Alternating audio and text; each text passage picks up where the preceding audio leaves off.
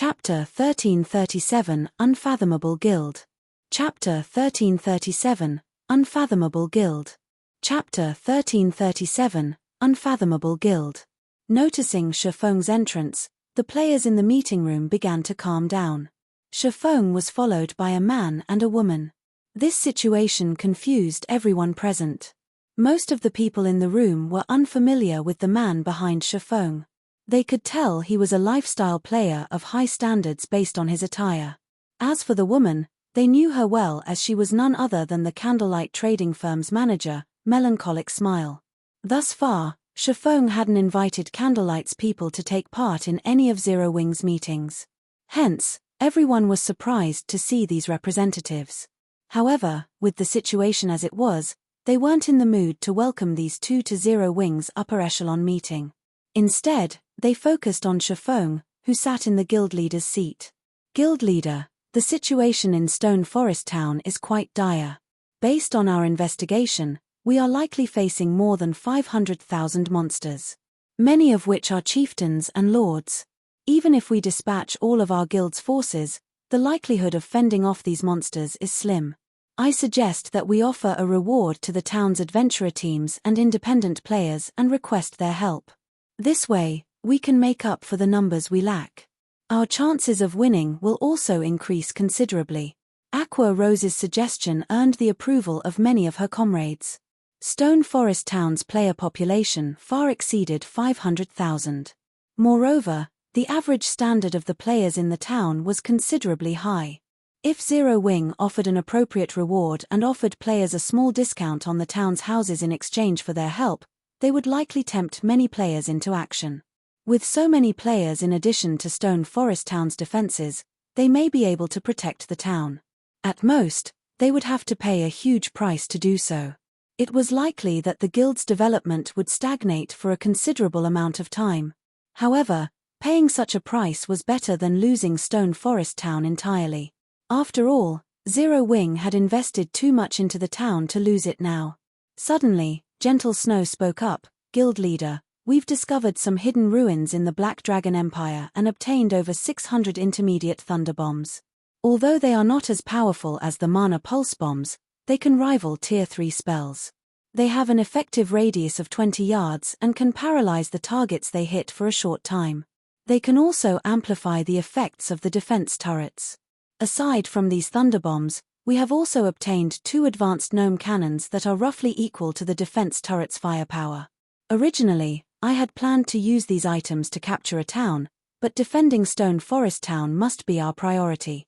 The other upper echelons were astonished to hear Gentle Snow's report. Tools of war were extremely useful and highly sought after by the various large guilds. However, they were also extremely rare, and very few guilds actually got their hands on them. They had never imagined that Gentle Snow would secure so many of these items. They had assumed that Gentle Snow had been struggling in Lake Heart City. After all, there were plenty of first and second-rate guilds in the Black Dragon Empire. It was even the Dragon Phoenix Pavilion's territory. Without the home ground advantage, stabilizing a branch guild in the Empire would be miraculous.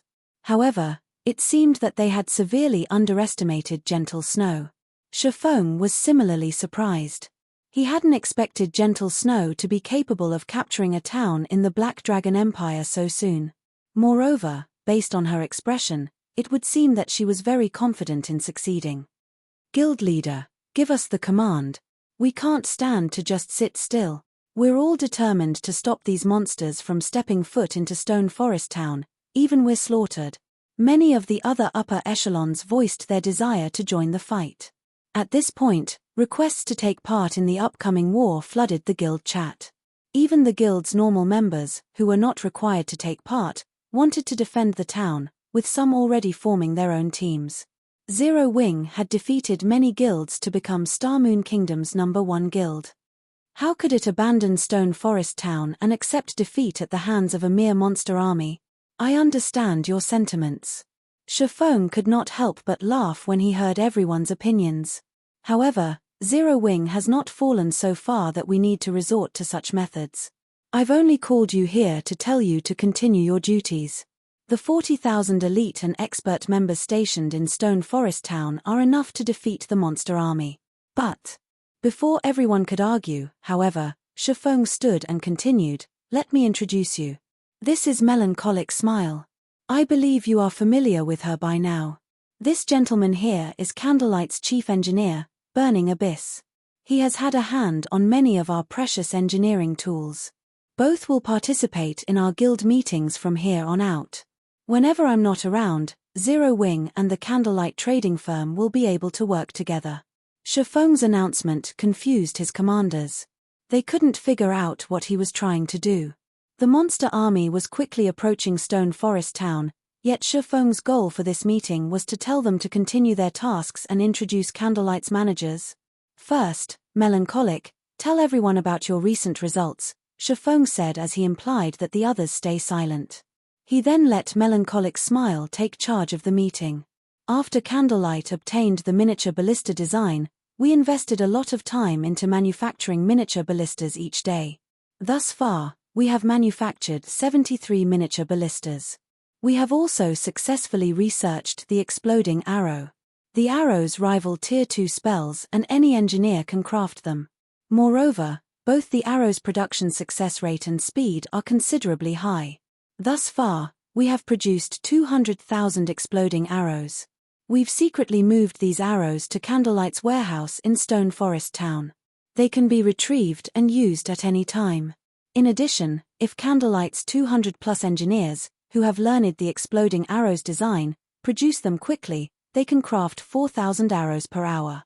As everyone listened to Melancholic Smile's brief report, they were stunned into silence. Even Aqua Rose, who was very familiar with the ins and outs of Zero Wing, was dazed when she heard this. It was obvious that she struggled to process the information. 73 miniature ballistas, 200,000 exploding arrows that could rival Tier 2 spells. These players began to doubt that their guild was actually Zero Wing. Not even super guilds had this kind of weaponry. Apocalypse Empire, Dragon Phoenix Pavilion's residence in the Imperial capital. Over 100 players had gathered in the residence's top-floor lounge. Every one of these people was a level 43 or above expert. They were the Dragon Phoenix Pavilion's core upper echelons. Among these people, there were some that even pavilion masters like Phoenix Rain and Nine Dragons Emperor couldn't command and had to treat with respect. Normally, these people were scattered across the various branch guilds. Today, however, the Great Pavilion Master had summoned them here. Although many of these players were pleased to be here, Phoenix Rain, who sat in a corner, wore a serious frown. Why would so many monsters attack Stone Forest Town? Phoenix Rain's expression darkened as she read the latest report her subordinates had sent. Stone Forest Town had only begun to develop properly after many challenges. Even leisure players had begun to move into the town, while real-world companies' virtual stores had begun to rake in profit. If Stone Forest Town were destroyed now, all of Zero Wing's effort would go to waste. Nine Dragons Emperor, who had also heard the news, strode over to Phoenix Rain with a smug look. Laughing, he said, "What a pity. All of your investment in Zero Wing was for nothing. I'm sure the guild elders will also be very interested to hear about this. The outcome has yet to be decided. Don't celebrate so soon." Phoenix Rain snapped. Ignoring Nine Dragons Emperor, she turned and left to contact Shifeng. The Great Pavilion Master had ordered her to complete a particular quest, so she couldn't mobilize too many players to assist Zero Wing. However, she could lend Zero Wing 7 or 8 gnome cannons and a large stock of special ammunition. Chapter 1338, Defensive Siege Battle. Chapter 1338, Defensive Siege Battle. Chapter 1338, Defensive Siege Battle. After Phoenix Rain left, Nine Dragons Emperor returned to quietly sipping wine from his glass. Martial Dragon, the burly man exuding chilling aura from behind Nine Dragons Emperor, asked quietly, "Pavilion Master, should I use this opportunity to send some people to destroy Zero Wing's residence in Lakeheart City? The quest is about to start. There's no need to waste the manpower. In any case, it is only a matter of time before Zero Wing crumbles," Nine Dragons Emperor replied, smiling faintly as he watched Phoenix Rain's departing figure. With so many monsters assaulting Stone Forest Town, he wasn't even certain that the Dragon Phoenix Pavilion's full force could protect the town, much less Zero Wings. Without Stone Forest Town, Zero Wing wouldn't be able to help Phoenix Rain. Meanwhile, standing in another corner in the lounge, Phoenix Rain waited a while before contacting Shifeng. Phoenix Pavilion Master, to what do I owe this pleasure? Shifeng asked. He could not help but poke fun at Phoenix Rain when he saw the woman's anxious expression. Due to Phoenix Rain's sudden call, he had been forced to end the meeting early and find a reception room to remove his black flame disguise. Only then did he accept the call. Do you really have to ask? Phoenix Rain rolled her eyes. Getting straight to the point, she retorted, who doesn't know about Stone Forest Town's situation right now? Although I can't supply any manpower, I can lend you a few war weapons. War weapons?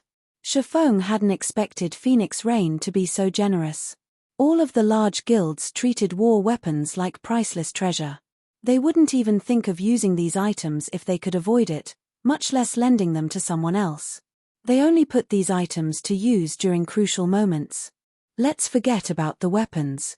How many magic crystals do you have on hand? You don't need the weapons. Phoenix Rain was slightly surprised. She couldn't understand what Shifeng was thinking. War weapons could be a saving grace during a monster siege, yet based on Shifeng's reaction, it was obvious that he wasn't interested. I've already spent most of the magic crystals that I borrowed from Zero Wing. Right now, I only have around 50,000 or so left. If you need them, I can have Blue send them over right away. But that's all I have. 50,000? After pondering for a brief moment, Shifeng said, that should be barely enough. Thank you for the help, Phoenix Pavilion Master. Regarding the 300,000 magic crystals that you've borrowed, we'll write off the interest. Phoenix Rain had wanted to respond, but as soon as Shifeng finished speaking, he disconnected the call. Blue Phoenix walked over and asked, Big Sis Rain, how did it go? Should I send some people to retrieve the gnome cannons from the guild warehouse? No. Just take 50,000 magic crystals to Stone Forest Town, Phoenix Rain said, waving her hand. No. Blue Phoenix was surprised. We're talking about tools of war. They can definitely help defend the town. Is Zero Wing really so confident of protecting Stone Forest Town against so many monsters? I doubt that Zero Wing would fool around with Stone Forest Town, Phoenix Rain said, uncertain. Hopefully Zero Wing can defend it. As a preventive measure, take the gnome cannons and special ammunition with you. Zero Wing was going up against more than 500,000 monsters, and even the weakest among those monsters was a level 60 elite. Even the Dragon Phoenix Pavilion wouldn't be able to guarantee the town's safety. She found it truly hard to believe that all Zero Wing needed was a few magic crystals. Understood. Blue Phoenix nodded before leaving the lounge. A horde of evil beasts had surrounded Stone Forest Town. Looking at these monsters, the Zero Wing members stationed atop the town's ramparts felt their knees grow weak. The players that had come to watch the battle were just as shocked. There was a great discrepancy between the information they had received and what lay before them. While the reports had stated that the weakest monsters within the monster army were level 60 elites was true, these level 60 elites did not make up the majority of the army. They weren't even a quarter of the enemy's forces. Rather, most of the monsters in the army were level 60 plus special elites. Even from afar, one could easily find one level 60 plus chieftain out of every 10 monsters. Such a beast could serve as a party dungeon's final boss. As for the number of tier 2 lords in the army, that was even more frightening. The enemy also had hill-sized great and grand lords. It's over. Stone Forest Town is beyond salvation now. Even from here, I can count more than 200 great lords. The great lords are nothing. They can be defeated. You should be worried about the level 65 plus grand lords and mythic monsters. I'm pretty sure those monsters can obliterate Stone Forest Town without help. How does such a powerful monster army exist? Even if every player in the town joins the fight, we can't stop these monsters.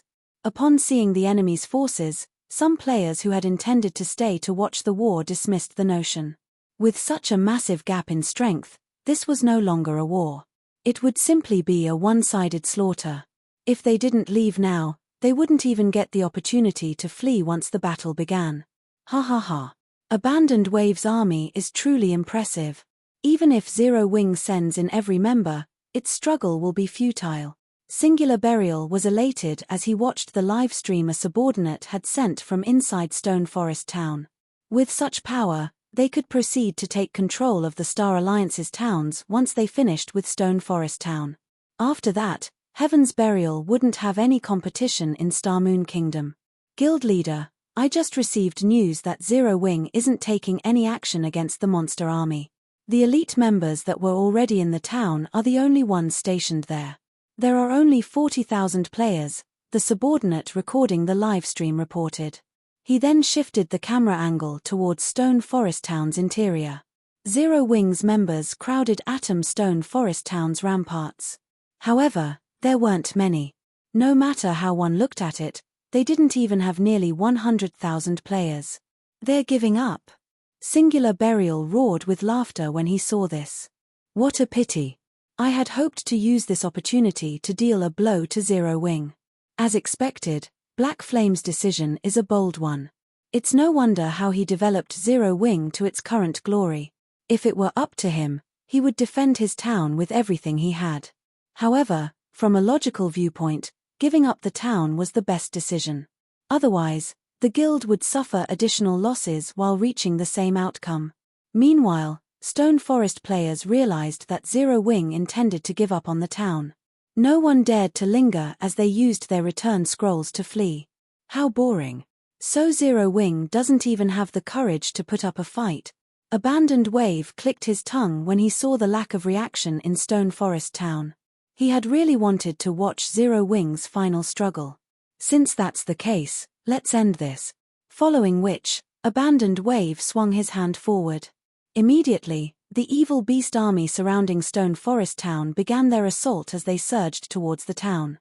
Seeing the evil beast army approach, the Zero Wing members on the ramparts grew nervous.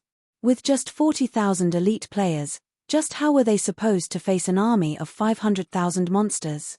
However, just as the evil beast army was 3,000 yards away from Stone Forest Town's walls, one miniature ballista after another appeared on the ramparts, 3 players controlling each weapon. Atop the magic tower, Shifeng smiled as he looked at Stone Forest Town's defenses. Following which, he commanded, "Let's kick their asses." Chapter 1339, Slaughtering the Monster Army. Chapter 1339, Slaughtering the Monster Army. Chapter 1339, Slaughtering the Monster Army.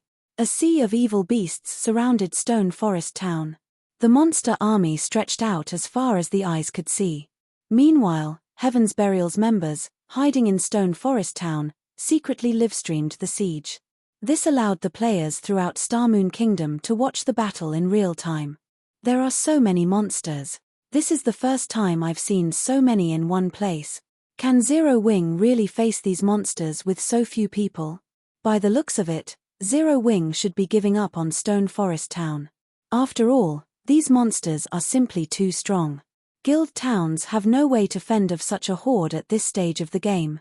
The players who bought houses in the town and applied for membership to the battle arena are out of luck.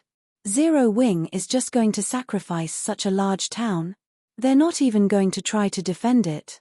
If that's the case, who would be dumb enough to invest in their towns in the future? You have a point. In any case, I won't be buying a house in Zero Wing's towns in the future. The guild is too unreliable. The spectacular sight of the monster army shocked the players watching the livestream. At the same, they voiced their discontent about Zero Wing's decision to give up on Stone Forest Town.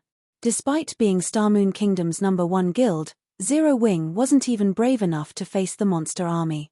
The players who had wanted to join Zero Wing began to hesitate. Some Zero Wing members even began to withdraw from the guild. Did you think you can reduce your losses just by giving up Stone Forest Town? Singular Burial sneered as he read the recent forum posts. I want to see just how long you all can endure. Zero Wing's determination had put a wrench in his plans. However, if he uploaded the livestream of the siege battle to the forums, he could force Zero Wing into making a decision. Either Zero Wing chose to conserve its strength and give up Stone Forest Town, or it would try to defend the town with all its might at the cost of reducing the guild's overall strength. While the former option was a good choice, it would also damage the guild's carefully built reputation. Most likely, the results would halt the guild's development for some time. If Zero Wing wanted to continue developing, its only choice was to protect Stone Forest Town with everything it had. He did not hope that Zero Wing would mobilize all of its members to protect the town. It would be enough if the guild moved a portion of its members in White River City. At that time, Zero Wing would lose both Stone Forest Town and its stable. If that happened, Heaven's Burial would take Zero Wing's place as the #1 guild of Starmoon Kingdom. Just as the players discussed the livestream on the forums, the evil beast army began its assault. The earth trembled as the monsters swarmed towards Stone Forest Town. The players watching were stunned. They finally understood what Zerg tactics truly were. With so many monsters, even Stone Forest Town's defense turrets and magic towers were utterly inadequate defenses. It was no wonder why Zero Wing had given up Stone Forest Town. The guild might have expected this outcome. What are Zero Wing's members bringing out? Aren't those miniature ballistas? It seems that the guild did prepare. So what if they are prepared? The defense turrets and magic towers can't even slow down the monster army. What could a few miniature ballistas do? When the monster army was less than 3,000 yards away from Stone Forest Town, some of the spectators noticed quite a few miniature ballistas emerge atop the ramparts, and they couldn't help but laugh. Although the miniature ballistas were easy to move, their power was subpar at best. Moreover, their AoE wasn't as large as the defense turrets. The miniature ballistas might be useful against players, but against so many high HP monsters, they were simply a joke. However, before these people could finish their words, something else occurred on the ramparts that stunned the watching players. There were nearly 20 miniature ballistas on each wall. With all 4 walls, Zero Wing had almost 80 miniature ballistas protecting Stone Forest Town. How is this possible? Those are miniature ballistas we're talking about. The large number of miniature ballistas stupefied the spectators. The various large guilds watching the livestream were particularly shocked. Ordinary players might not understand how precious war weapons like the miniature ballistas were, but the major powers understood their importance well. Although the miniature ballista could not rival the gnome cannon's firepower, it wasn't easy to obtain. Not even super guilds could collect nearly 80 miniature ballistas, yet Zero Wing had. Before everyone could recover from their shock, Zero Wing's members began to load the ballistas with 2-meter-long arrows. Crimson runes danced across these arrows' shafts. It was obvious that these weren't arrows you could purchase from NPC merchants. Following which, explosions filled the air around Stone Forest Town. In the next moment, flaming arrows flew from the town's ramparts, raining down on the approaching evil beast army. Boom! Boom! Boom! Rings of fire erupted among the monster troops as the arrows struck, each covering a 15-yard radius.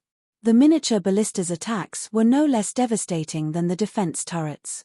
The explosions forced back the evil beasts on the front line as they received heavy injuries. The elite-ranked evil beasts had lost over 1/3 of their HPs. After the first volley of arrows, the defense turrets and magic towers launched their attacks as well. When the magic towers attacked, the 7-colored beams they fired struck the heart of the monster army. The attack, which could rival Tier 4 large-scale destruction spells, instantly killed all of the monsters below Lord rank. As 3 7-colored beams cut through the evil beast army, over 8,000 evil beasts died instantly, tearing large holes in the enemy formation. Due to the miniature ballista's short cooldown, another volley of exploding arrows rained down on the evil beasts as soon as the defense turrets and magic towers finished their attacks.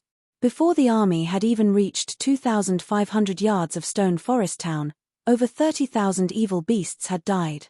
Stone Forest Town's frightening defenses stupefied the spectating players.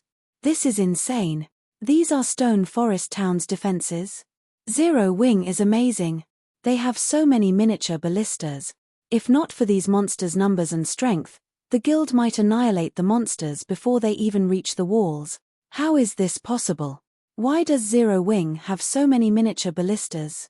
Singular Burial balled his fists as he glared at the livestream.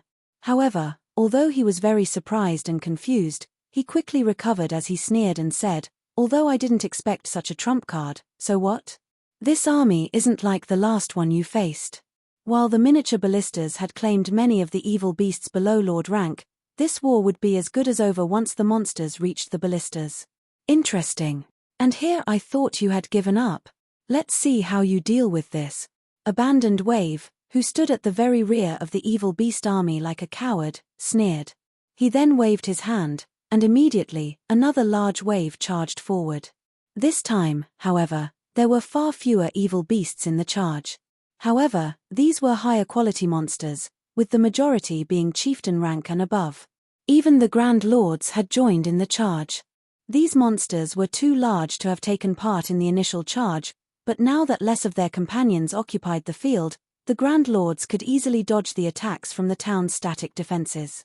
As these chieftain rank and above evil beasts inched closer to Stone Forest Town, before anyone had realized it, 2 mana pulse cannons had appeared above one of Stone Forest Town's magic towers.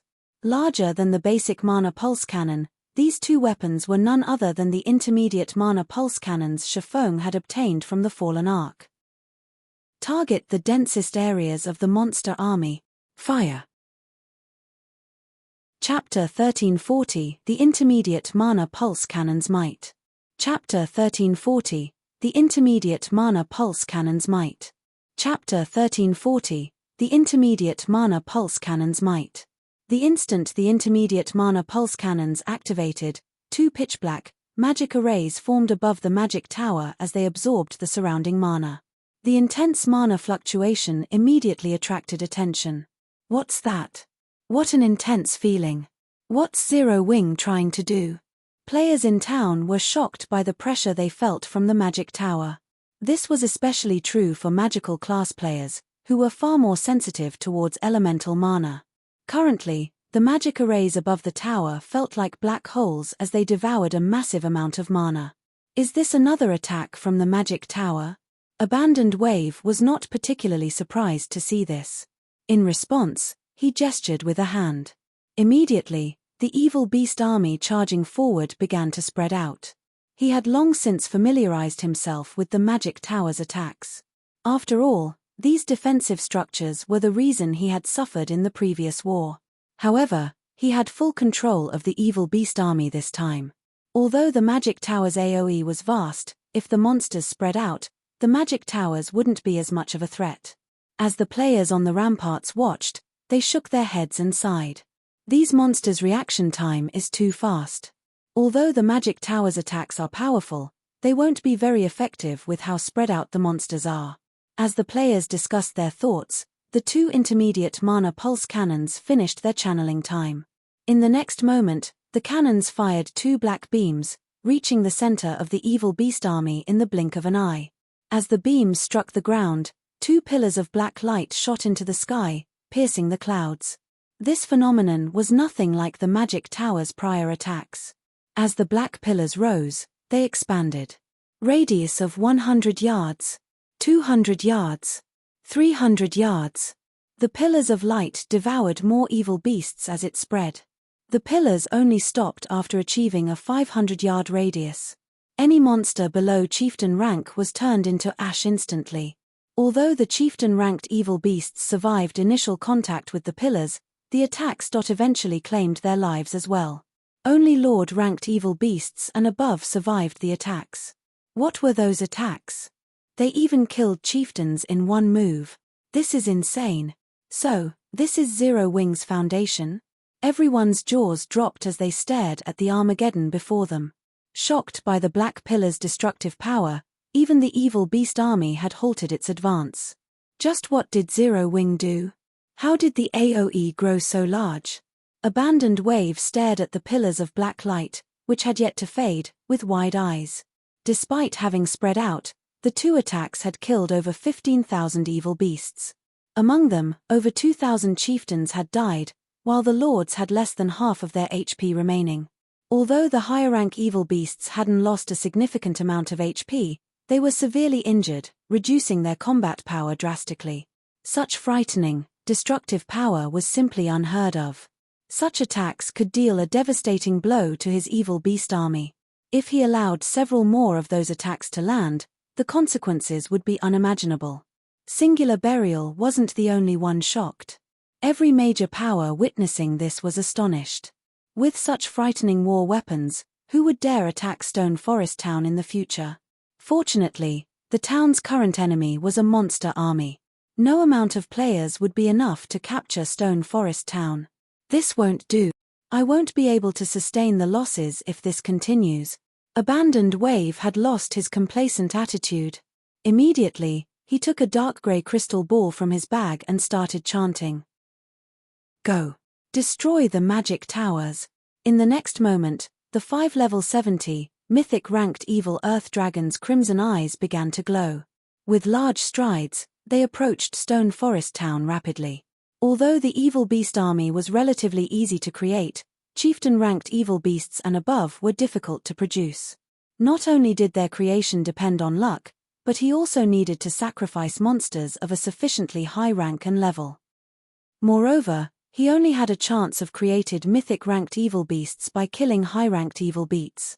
It was utterly impossible to nurture a common evil beast to mythic rank. He wouldn't have minded losing these high-rank evil beasts in a normal slugfest, but it was a different story if Zero Wing simply slaughtered them. The moment the evil earth dragons moved, Stone Forest Town's players felt death loom over them. At this stage of the game, one mythic monster was more than enough to destroy a guild town, much less 5. Although Zero Wing had protected the town against mythic monsters before, it had only faced 3 during that battle. They had also only been level 65. Even so, those 3 mythic monsters had ravaged the guild. It had come very close to losing Stone Forest Town. Evil Earth Dragon, Dark Creature, Mythic. Level 70. HP 210 000 210 000. Currently, the evil Earth Dragons weren't suppressed as they had been during the previous war. Not only were their attributes terrifyingly high, but they also had a higher intellect and were easily capable of evading the miniature ballista's attacks. Moreover, the evil Earth Dragons could shake off the exploding arrows as if they were nothing. Their battle recovery alone was enough to dishearten even the strongest player. Although Stone Forest Town launched a constant stream of attacks, these attacks only eliminated the evil beasts below Great Lord rank. To Great Lords and above, the magic towers and basic mana pulse cannons were a minor concern. And the intermediate mana pulse cannons had a long, 3-minute cooldown. 3 minutes might not be long in a player-fought war, but it was more than enough time for Great Lords and above to end this battle.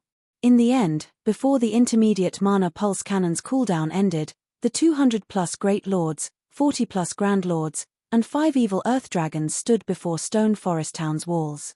Although Stone Forest Town had already upgraded to intermediate rank and was protected by very tall walls, these walls weren't half as tall as the evil Earth Dragons. Before the mythic monsters, Stone Forest Town's ramparts were easily-crossed hurdles. It seems Zero Wing is truly finished. There are so many powerful monsters. This is insane. Even a 500-man elite team is unlikely to stop a level 65 Great Lord. If those 200-plus Great Lords work together, Zero Wing's 40,000 members won't even serve as a warm-up. When the spectators had watched Zero Wing reveal so many powerful war weapons, they had held on to some hope of success. However, they realized how futile Zero Wing's attempts were as the evil beast stood before the town's walls. Ha ha ha. Go, my servants. Sacrifice every life form in the town for the almighty evil god. Abandoned Wave commanded, laughing. He had been worried about the intermediate mana pulse cannons, but now that the monster stood before the ramparts, the war was as good as over. Roar. Deafening roars filled the air as the Great Lord-ranked evil beasts leaped towards Stone Forest Town's ramparts. I've been waiting for this. You will be excellent test subject. Standing atop the magic tower, Chiffon casually retrieved the movement type, defensive magic array he had obtained from the Fallen Ark. He then inserted 5,000 magic crystals into the array and cranked it up to maximum. Immediately, a crystal-like barrier expanded and enveloped Stone Forest Town. Boom. Boom. Boom. Suddenly, these evil beasts slammed into an invisible, steel-like wall 10 yards from the ramparts, unable to proceed farther. What's this? A magic barrier? Zero Wings members, who had prepared for an arduous battle, were confused when they saw the evil beast army stop. Not even the 5 evil earth dragons were able to move an inch closer to the town. Chapter 1341, Trump Card Appears. Chapter 1341, Trump Card Appears. Chapter 1341, Trump Card Appears. The barrier managed to block mythic monsters? Impossible. What kind of barrier is this? How much strength has Zero Wing kept hidden? Everyone's jaws dropped when they saw the beasts halted. Every large guild in Starmoon Kingdom had a few trump cards. They obviously had something as important as a defensive magic array. However, it was unheard of for a player-owned magic array to stop a mythic monster attack. The combined attacks of all 5 evil earth dragons' claws barely shook the crystal-like barrier. There wasn't a single crack on the barrier. The array's strength rivaled those used in NPC cities. In God's domain, even the most ordinary NPC city had a magic array that could stop Tier 4 monsters. Every major NPC city like White River City had a defensive magic array that could even hold off Tier 5 monsters. This was also the reason that, aside from special circumstances, monster sieges against the NPC cities were almost certain to fail. Monsters could only successfully siege NPC towns. Why wouldn't they be surprised to see that Stone Forest Town had an array that could rival an NPC city's? The Zero Wing members breathed a sigh of relief when the magic barrier appeared. If they faced these evil beasts head-on, they would die instantly. All members, prioritize killing Great Lord rank monsters and below. Aqua Rose barked out commands through the guild chat. When she read the description of the movement-type defensive magic array, she thought it could only block the Great Lord's attacks. She had never thought that it could hold off a Tier 4 mythic monster. Due to the presence of the defensive magic array, Zero Wings members started to regain their confidence. They began to bombard the evil beasts before them. Level 40 players might not normally pose a threat to level 65 Great Lords, but the 3 magic towers boosted their basic attributes by 30%. God's Domain's recent system upgrades also continuously weakened the effects of level suppression. Zero Wings members still managed to deal several hundred damage to the level 65 plus Great Lords even with a gap of over 20 levels. Those with equipment with the Ignore Levels attribute dealt minus 1000 damage on average. Several hundred damage might not be much to the Great Lords, which had over 60 million HP. The accumulated damage of hundreds, or even thousands, of players attacking at once was frightening.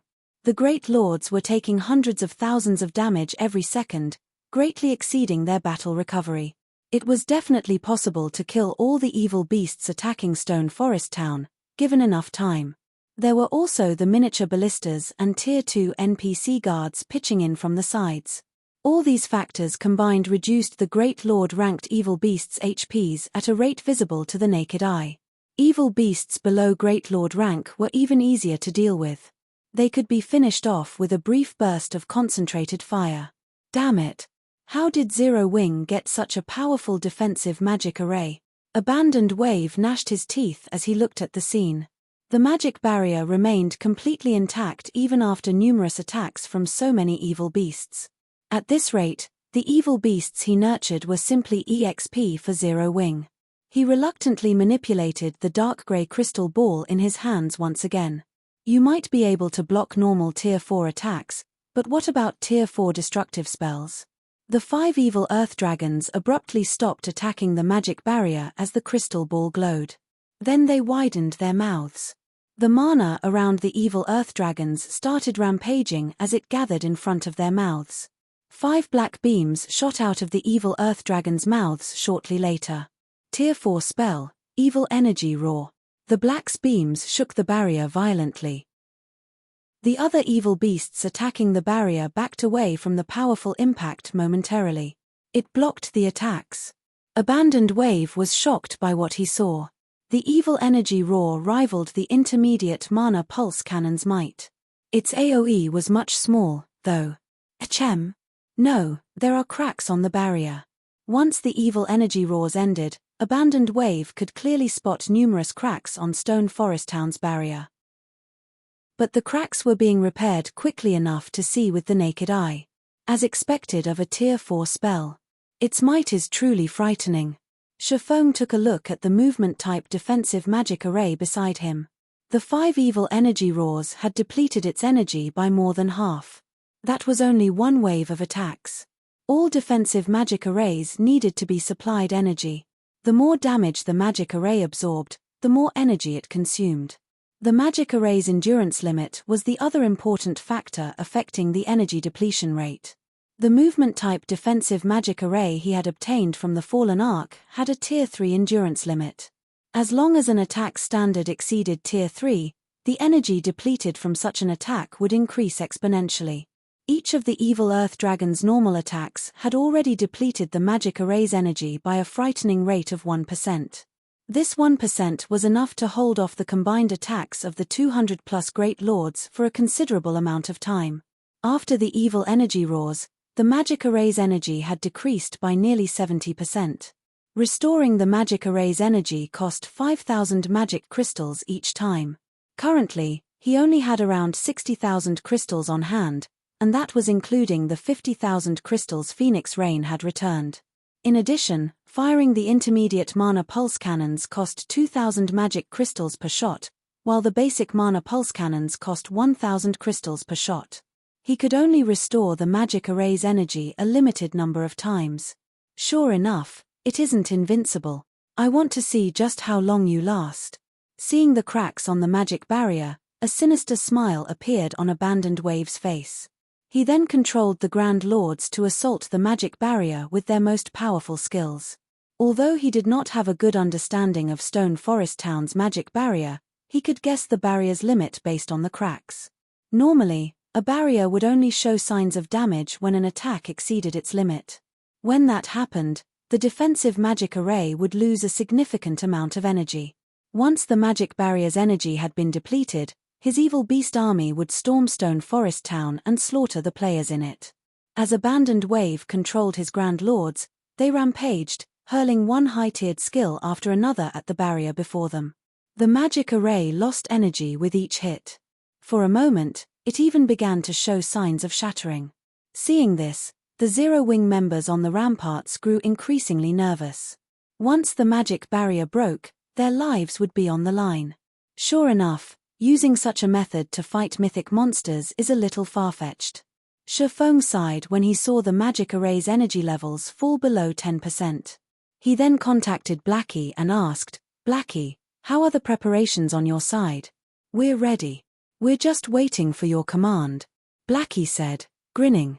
"Although it is a little wasteful to use them here, it's about time we show our enemy that they aren't the only ones with Tier 4 forces." Shifeng then commanded, "Summon the Divine Beast. It's about time we refresh their memory." Following Shifeng's command, 3 massive, golden magic arrays appeared above Zero Wing's residence, each array enveloping nearly half of the town. Immediately, 3 golden dragons that were over 100 meters tall emerged from these magic arrays. The divine dragons hovered in the sky as they flapped their massive wings. They released deafening roars that echoed throughout Stone Forest Town and its surrounding area as they overlooked all lifeforms like kings. Chapter 1342, Divine Dragon's Power. Chapter 1342, Divine Dragon's Power.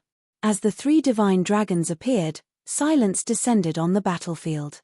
Any who bathed in the divine dragon's aura, including both Stone Forest Town's players and the evil beasts attacking the magic barrier, looked up at the creatures as if they were staring at kings. Impossible. This definitely can't be real. 3 golden dragons? How much power has Zero Wing hidden? Zero Wing is too strong. It seems that the dragon summonings during the previous war hadn't just been due to luck after all. Sure enough, Zero Wing isn't Starmoon Kingdom's #1 guild for nothing. Which guild in Starmoon Kingdom could possibly be a match for Zero Wing's foundations? Damn it. Why did I leave Stone Forest Town so quickly? I threw away the chance to watch such an interesting battle. Although the players who watched the livestream couldn't experience the battlefield's atmosphere personally, they were still shocked to see 3 divine dragons hovering over Stone Forest Town. To current players, Tier 4 mythic monsters were invincible. Not many had been optimistic about Zero Wing's chances of protecting Stone Forest Town. However, now that Zero Wing had summoned 3 of its own mythic monsters, it had a fighting chance. How is this possible? Singular Burial was momentarily stunned when he saw the 3 divine dragons. He couldn't believe his eyes. He, too, had been present during the last war. During that battle, he had assumed that Zero Wing had obtained a summoning scroll for the divine dragon by chance, only allowing the guild to summon it once. As a precaution, he and Abandoned Wave had prepared for the possibility that Zero Wing could summon another divine dragon. Yet, Zero Wing had just summoned 3 of them. Before everyone could react, the 3 divine dragons flapped their wings, creating a strong gale. They then vanished, transforming into streaks of golden light as they reappeared above Stone Forest Town's ramparts. Spreading their massive jaws, each of the divine dragons created a golden magic array. Divine Dragon's Breath. Immediately, 3 golden tornadoes swept across the evil beast army. As these tornadoes encountered 3 of the evil earth dragons, they threw the creatures hundreds of yards away. Any evil beast below Lord rank died instantly. This is so awesome. This attack must have killed at least 1,000 evil beast.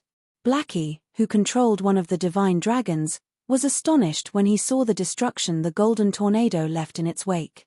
As the tornadoes danced across the battlefield, only death followed. This phenomenon continued for 500 yards. After watching Alluring Summer control the divine dragon during the last siege, he understood that the mythic monster was very powerful, but he only realized just how powerful the divine dragon was after controlling one for himself. Seeing 5 level 65 great lords charging towards him, Blackie sent a tail swipe at them. Peng! The attack sent the 5 great lords flying over 30 yards away, a damage of over -1 million appearing above each of their heads. Blackie's divine dragon then lashed out with its claws, turning over a dozen elite evil beasts into dust. The divine dragon's power was simply devastating. Alluring Summer and Violet Cloud controlled the other 2 divine dragons. Arriving before 2 evil earth dragons, the divine dragons swiped their massive claws.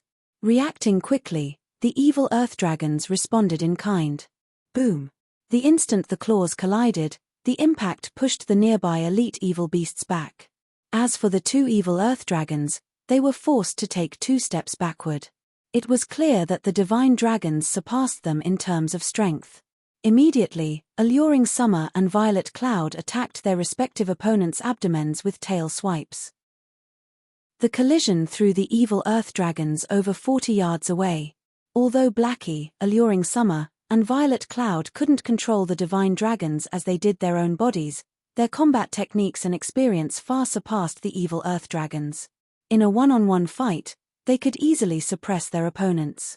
The divine dragon's overwhelming display of power stirred a bloodlust in Stone Forest Town's players. Every one of the mythic monsters' actions could destroy the surrounding terrain. Monsters below Lord rank couldn't even approach to the divine dragons. Although the divine dragons' combat standards were not high, they caused a much larger common than a player-fought battle.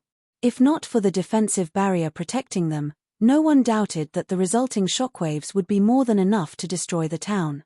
By summoning the 3 divine dragons, Zero Wing had turned the tide of war. Is this our guild's power? This is too amazing. All hail Boss Blackie. Victory will be ours. Every Zero Wing member was ecstatic. They had never realized how powerful their guild was. Seeing this, the players that had chosen to withdraw from the guild turned pale. Use this opportunity to kill the great lord monsters and above. Don't let any of them get away. Shafong commanded. Although the divine dragons were very powerful, each one cost 88 magic array scrolls to summon. The materials required to create the divine beast's descent magic array scrolls were also extremely precious. Each scroll cost over 10 gold to produce. However, the production cost was secondary. To produce the divine beast's descent magic array scrolls, one needed a special material called mana essence.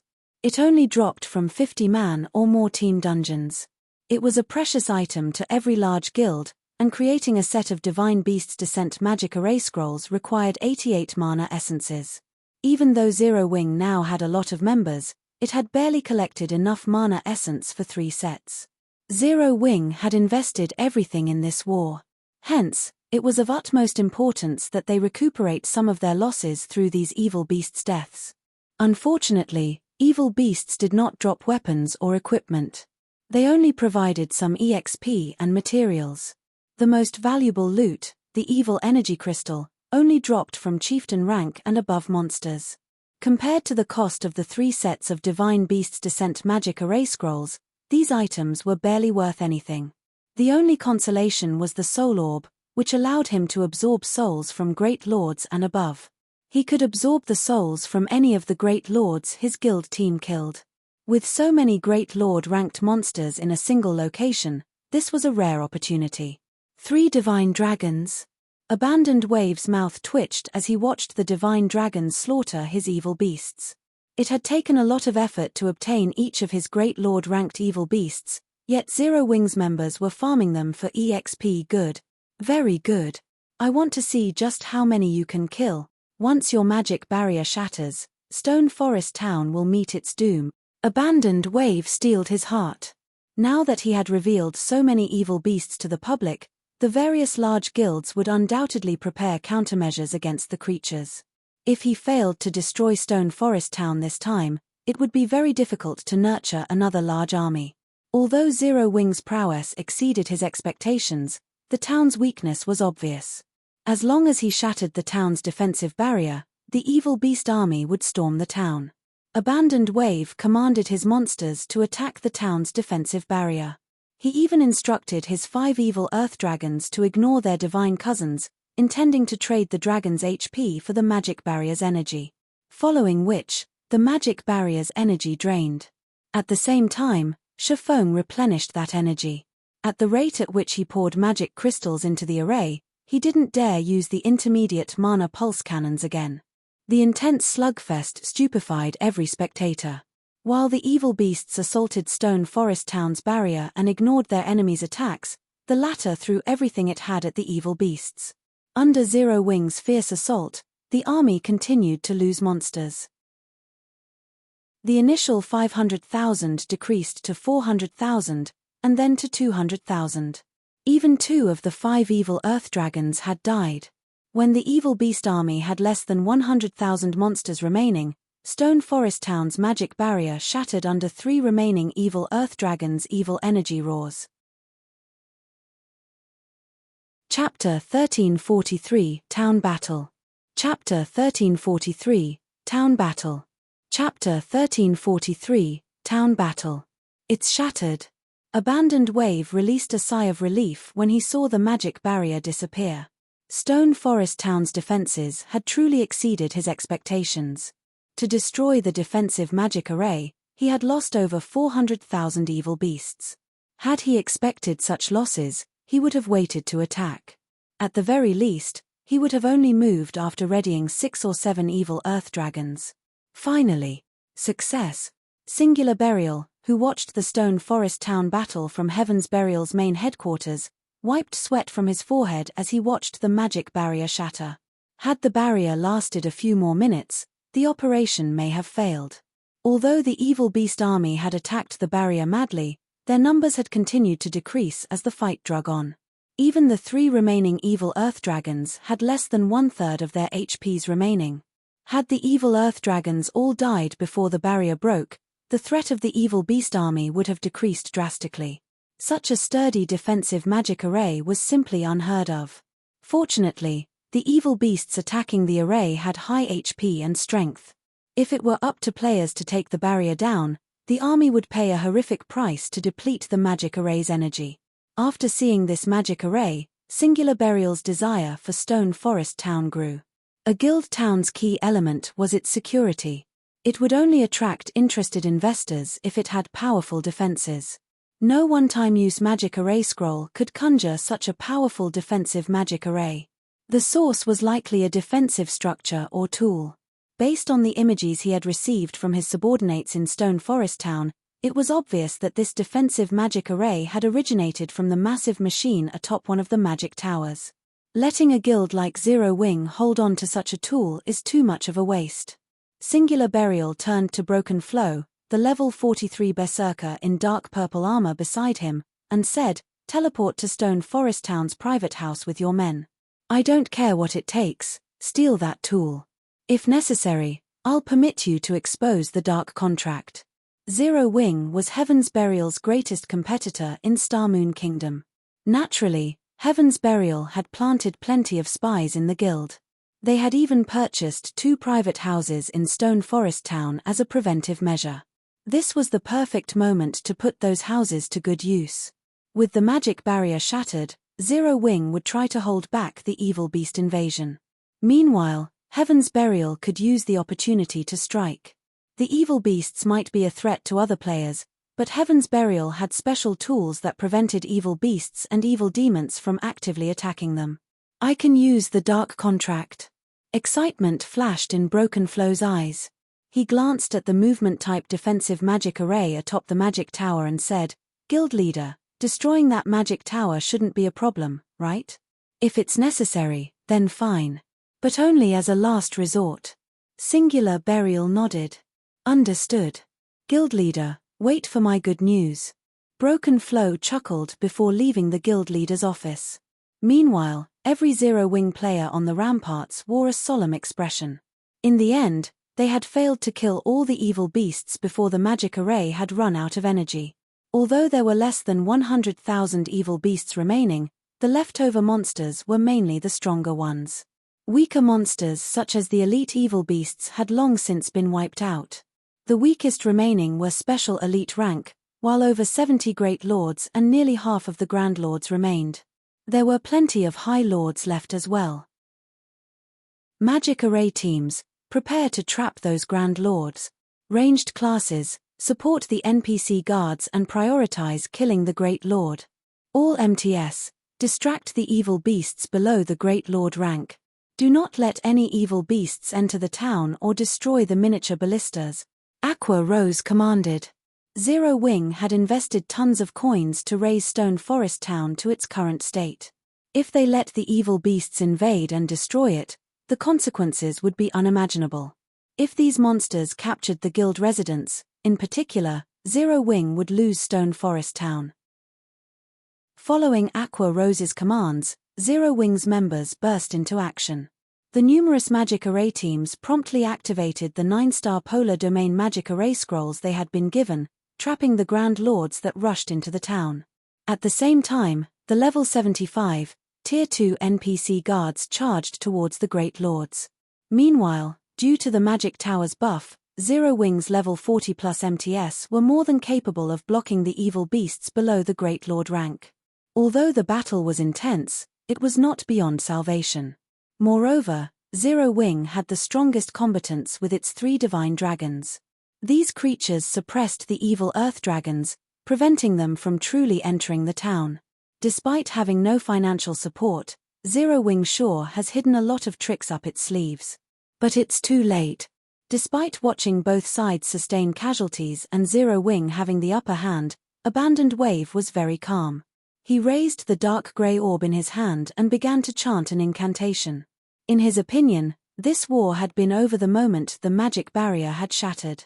As Abandoned Wave chanted, a massive, pitch-black, twofold magic array appeared above him. When Abandoned Wave finished his chant, evil demons began to descend from the sky. In total, more than 3,000 evil demons had appeared. The weakest among these evil demons was a level 50 special elite, with the stronger being level 61 Great Lords. A total of 19 Great Lords had joined the battle. These evil demons were the result of his merciless hunt of guild and independent teams. Although there were very few demons, they radiated an intensely terrifying aura. These evil demons' aura resembled that of high-tiered NPCs. Wisdom and intelligence were evident in their blood-red eyes. "Why are there so many Great Lords?" Flame Blood, who stood beside Abandoned Wave, could not help his surprise when the 19 Great Lord-ranked evil demons dropped to the ground. Although Flame Blood had guessed that Abandoned Wave had not revealed all the evil demons he had nurtured, He hadn't expected the man to hide so many. Based on his estimates, the man should be lucky to have nurtured 7 or 8 great lords after killing the various guild elites and experts. After all, it was far more difficult to upgrade an evil demon than it was to upgrade an evil beast. Correspondingly, an evil demon was much stronger than an evil beast of the same rank. Against players, in particular, evil demons had an overwhelming advantage. A chieftain-ranked evil demon would have no problem slaughtering even an expert player with an active berserk skill. There was no need to mention the lords and great lords. They were practically living nightmares. "My servants, it is time to devour some souls," Abandoned Wave sneered as he pointed to the distant stone forest town. "Your target is the town before you. Gorge to your heart's content." He hadn't dared risk his evil demons while the magic barrier had been in place. Each one was just too precious. They could only be created from the corpses of powerful players. Nurturing them was even more difficult. In addition, they had much lower HP than their evil beast counterparts. Even the Great Lord-ranked evil demons would likely die if they received an attack from the intermediate mana pulse cannons. However, the situation had changed. Without the magic barrier, the evil demons could easily hide in the player crowd and infiltrate the town. Due to their small stature and high reaction speed, Zero Wing would not casually target them with its AoE war weapons. Without this issue, slaughtering the Zero Wing members in Stone Forest Town would be a piece of cake. Following Abandoned Wave's command, the highly intelligent evil demons left after images as they dashed towards Stone Forest Town. Chapter 1344, 1-Star Adventurers Association. Chapter 1344, 1-Star Adventurers Association. Chapter 1344, 1-Star Adventurers Association. As the large group of evil demons descended, they attracted the attention of Stone Forest Town's players. "Why are there still monsters? There doesn't seem to be a lot of time. Stopping them shouldn't be a problem. Why do these monsters feel even more dangerous than the evil beasts?" When the Zero Wing members, who were busy fending off the evil beast army, noticed another group of monsters approaching the town, they promptly turned to look at the new arrivals. Although fear gripped their hearts for a moment, they relaxed and returned their attention to the evil beasts before them when they realized how small the approaching group was. However, Aqua Rose's expression darkened when she noticed the approaching evil demons. Hurriedly, she commanded, "Miniature ballistas, prioritize the approaching monsters. Do not let them get close to the town." They had seen evil demons during the previous siege war as well. Although there had been very few, their combat power had been incredibly frightening. They had also been far more intelligent than ordinary monsters. There were more of these monsters this time. If these evil demons infiltrated Stone Forest Town, the consequences would be unimaginable. Although the players controlling the miniature ballistas did not understand, they followed Aqua Rose's command. Fortunately, these evil demons were within range. Immediately, dozens of arrows flew towards the approaching evil demons. Boom! Boom! Boom! A series of explosions shook the battlefield. What? The players controlling the miniature ballistas were stupefied by the results of their assault. The evil demons had dodged the dozens of exploding arrows they had fired. Although they were firing at near maximum range, not even elite players could dodge the arrows at that distance. In addition, the exploding arrows were AoE attacks. The Zero Wing members manning the miniature ballistas weren't the only ones stunned. Many of Stone Forest Town's players were also astonished. A meaningless struggle. Abandoned Wave wasn't surprised in the last. Even the special elite evil demons had a higher reaction speed than elite players. Furthermore, these demons' attributes were much higher than players of the same level. Dodging the small AoE attacks was a piece of cake for these monsters. The evil demons would only be at risk against large AoE attacks like those from the magic tower. Moreover, these evil demons possessed considerably high intellect. After learning about the town's defensive and offensive capabilities, they spread out as they advanced. Even if the magic towers attacked, the damage would be minimal. They're sending so many evil demons at is. The evil god's temple sure is determined. Shifeng was also astonished when he saw the evil demons surge towards Stone Forest Town. Although he did not know much about the evil god's temple, he knew that these evil demons weren't easy to create. Every evil demon required blood and sweat from evil god players. Whoever was attacking Stone Forest Town must be very determined to send over 3,000 evil demons against the town. Guild leader, those evil demons are extraordinarily strong. If they enter the town, the situation will take a turn for the worst. Should we have Snow send 20,000 elites from headquarters? Aqua Rose suggested anxiously as she watched the evil demons grow closer to the town. Have everyone retreat to the town, and let as many of those evil beasts and evil demons enter, Shifeng instructed. Let them enter the town? Aqua Rose's jaws dropped. She had no idea of what Shifeng was thinking. Guild leader, if we let these monsters in, they'll destroy the town. Moreover, the magic towers will also have trouble targeting them. We'll be at a massive disadvantage. We can't hold them back, so it doesn't matter. We'll see who is truly at a disadvantage, Shifeng said, chuckling. Just get it done. Let me deal with the rest. If the enemy had attacked before the Adventurers Association had occupied Stone Forest Town, Shifeng would have even mobilized the entire guild to keep these monsters out. However, the situation was different now. In God's domain, a monster army besieging a town wasn't like that carried out by players. When players sieged a town or city, neutral NPCs would not participate in the war. However, it was a different story against monsters. After all, neutral, human NPCs and monsters were enemies. A neutral organization like the Adventurers Association wouldn't occupy a large plot of land in a player town for free. When monsters attacked the town, the Adventurers Association would lend a hand to defend it. Shifeng hadn't resorted to this option simply because he wanted to keep it secret. Moreover, the town's popularity would decrease significantly if the Adventurers Association took action, which was a steep price as town popularity was crucial to promoting a town. Unfortunately, since they couldn't stop the monsters approaching the town, they didn't need to continue to exhaust the guild's strength. Although Shifeng's decision confused Aqua Rose, she had no choice but to organize a retreat into the town. Due to the town's various buildings, the massive evil beasts would struggle to maneuver through it. As a result, they would become easier to deal with. Some players even used the buildings as cover. Unfortunately, although more players survived, their prowess had decreased as well. Has Zero Wing lost its mind? Why are they retreating just because of an extra 3,000 plus monsters? What is Zero Wing thinking? Aren't they afraid that these monsters will destroy the town's buildings? For a time, the spectating independent players and major powers were dumbfounded.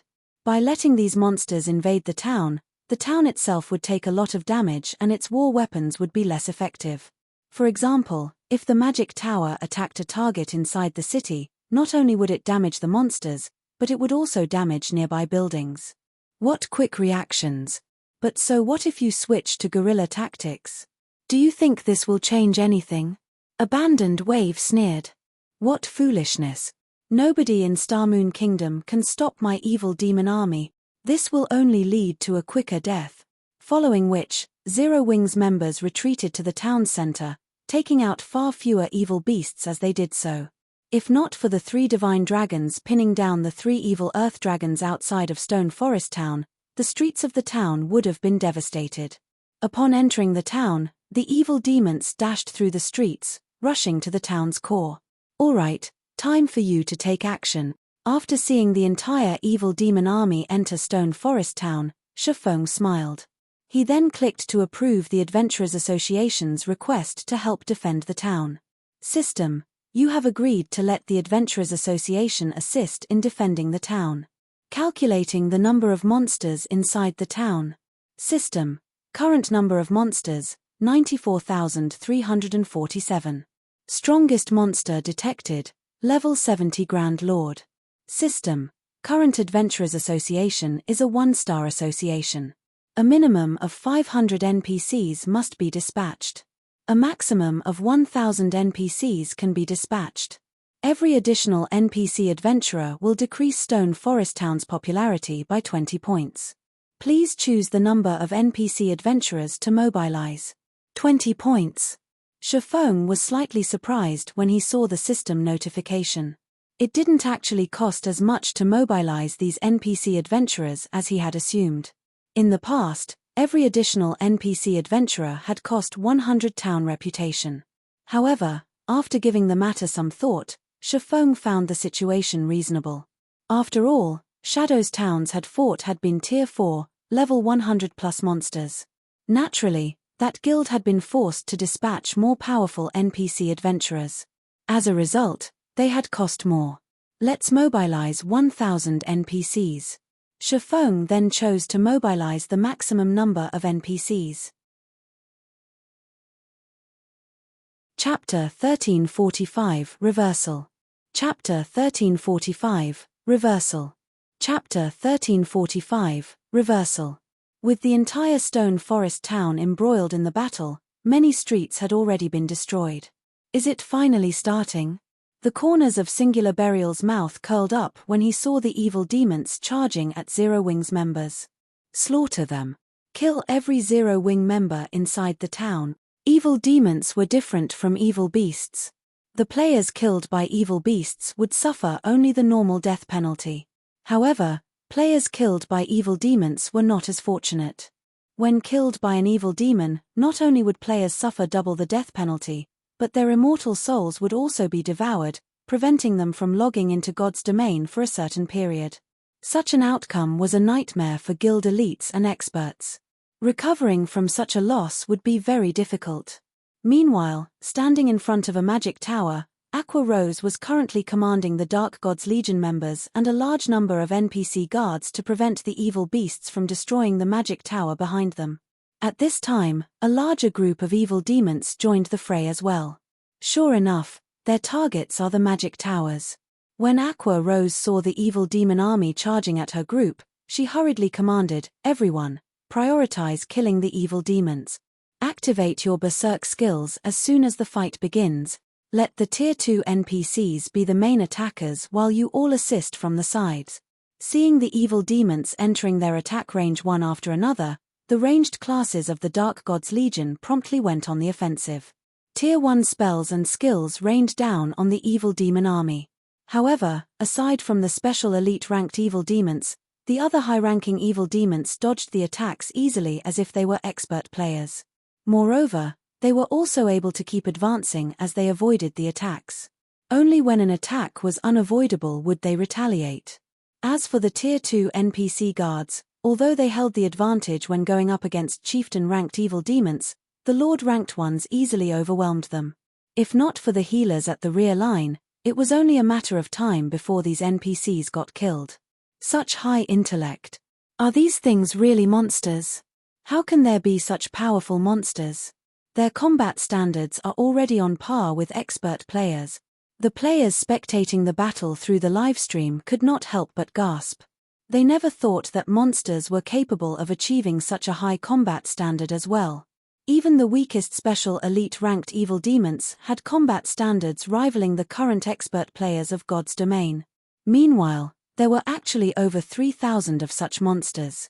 With this, Zero Wing really won't have any hope of a reversal. Even an army of 200,000 elite players would be no match for this army of evil demons. Everyone could not help but shake their heads and sigh as they watched Zero Wing's members continuously retreating. Currently, Zero Wing's experts were barely holding their own against the Lord-ranked evil demons. If the players had not activated their berserk skills, they would have been killed already. Not to mention, the Lords weren't the strongest evil demons present. There were still High Lord and Great Lord-ranked evil demons. Against these evil demons, even when the level 65, Tier 2 NPC guards worked together, they still did not have a chance to retaliate. The NPC Shield Warriors and Guardian Knights could not at all keep up with the high-ranking evil demons' attack speed, receiving blow after blow. If not for them having activated their life-saving skills and berserk skills, as well as rapid healing coming from the rear line, these NPCs would have long since met their makers. Once the duration of their berserk skills ended, the battle would also end entirely.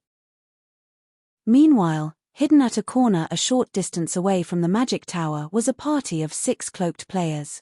Currently, These 6 players had their eyes focused on the entrance of the magic tower. Boss broken, should we take action now? Zero Wing's magic tower doesn't seem like it'll be able to hold on for much longer. If they complete the disassembly of the defensive tool and teleport away, we'll have wasted a trip here, a pale and slim level 37 assassin asked as he looked at Broken Flow standing beside him. No hurry. We have the Tier 3 Space Freeze magic scroll. Stopping them from teleporting away will be a piece of cake. Let these monsters whittle down Zero Wing's members further first. We'll then have an easier time snatching the tool later on, Broken Flow replied calmly. Speaking of which, has your skill locked on to that item yet? Boss, rest assured, I've already locked on to the item. No matter who picks up that tool, as long as we kill that person, we can get it to drop at a 100% success rate, the slim assassin said with confidence. He was originally a very inconspicuous member of Heaven's Burial. However, he had fortunately learned a special skill called Plunder. At Tier 0, this skill only allowed him to steal some money from players' bags. Moreover, it needed him to loot players within 5 seconds of their death. It had been a very useless skill. However, when the skill reached Tier 1, it had undergone a heaven-defying change. The skill now allowed him to lock on to a specific item, and if this item was placed in a player's bag, then after the said player was killed, the targeted item would drop with 100% certainty. Due to this godly skill, Heaven's Burial directly promoted him into a core member and invested resources into his development. Excellent. Broken Flow nodded. Listen to my commands later on. During the time Broken Flow was speaking, the Zero Wing members defending the magic tower kept retreating towards the defensive structure, the battle becoming increasingly disadvantageous for them. Numerous level 50+ one-horned humanoid evil demons could be seen easily dodging the spells and arrows sent by players. At the same time, a level 61 Great Lord ranked evil demon leaped abruptly into the air, both its claws emitting grey fog that promptly transformed into a massive greatsword as it descended into a crowd of players. The frightening might exuded by the greatsword made even Aqua Rose feel the threat of death. Not good. It's a Tier 3 skill. Everyone, avoid it. Aqua Rose reminded hurriedly. However, Aqua Rose's warning was still a step too late. The players within the attack range of the grey greatsword could only watch as the massive weapon descended towards them. Just as the greatsword was about to crash into the nearest player, a spear of light suddenly struck this Great Lord ranked evil demon.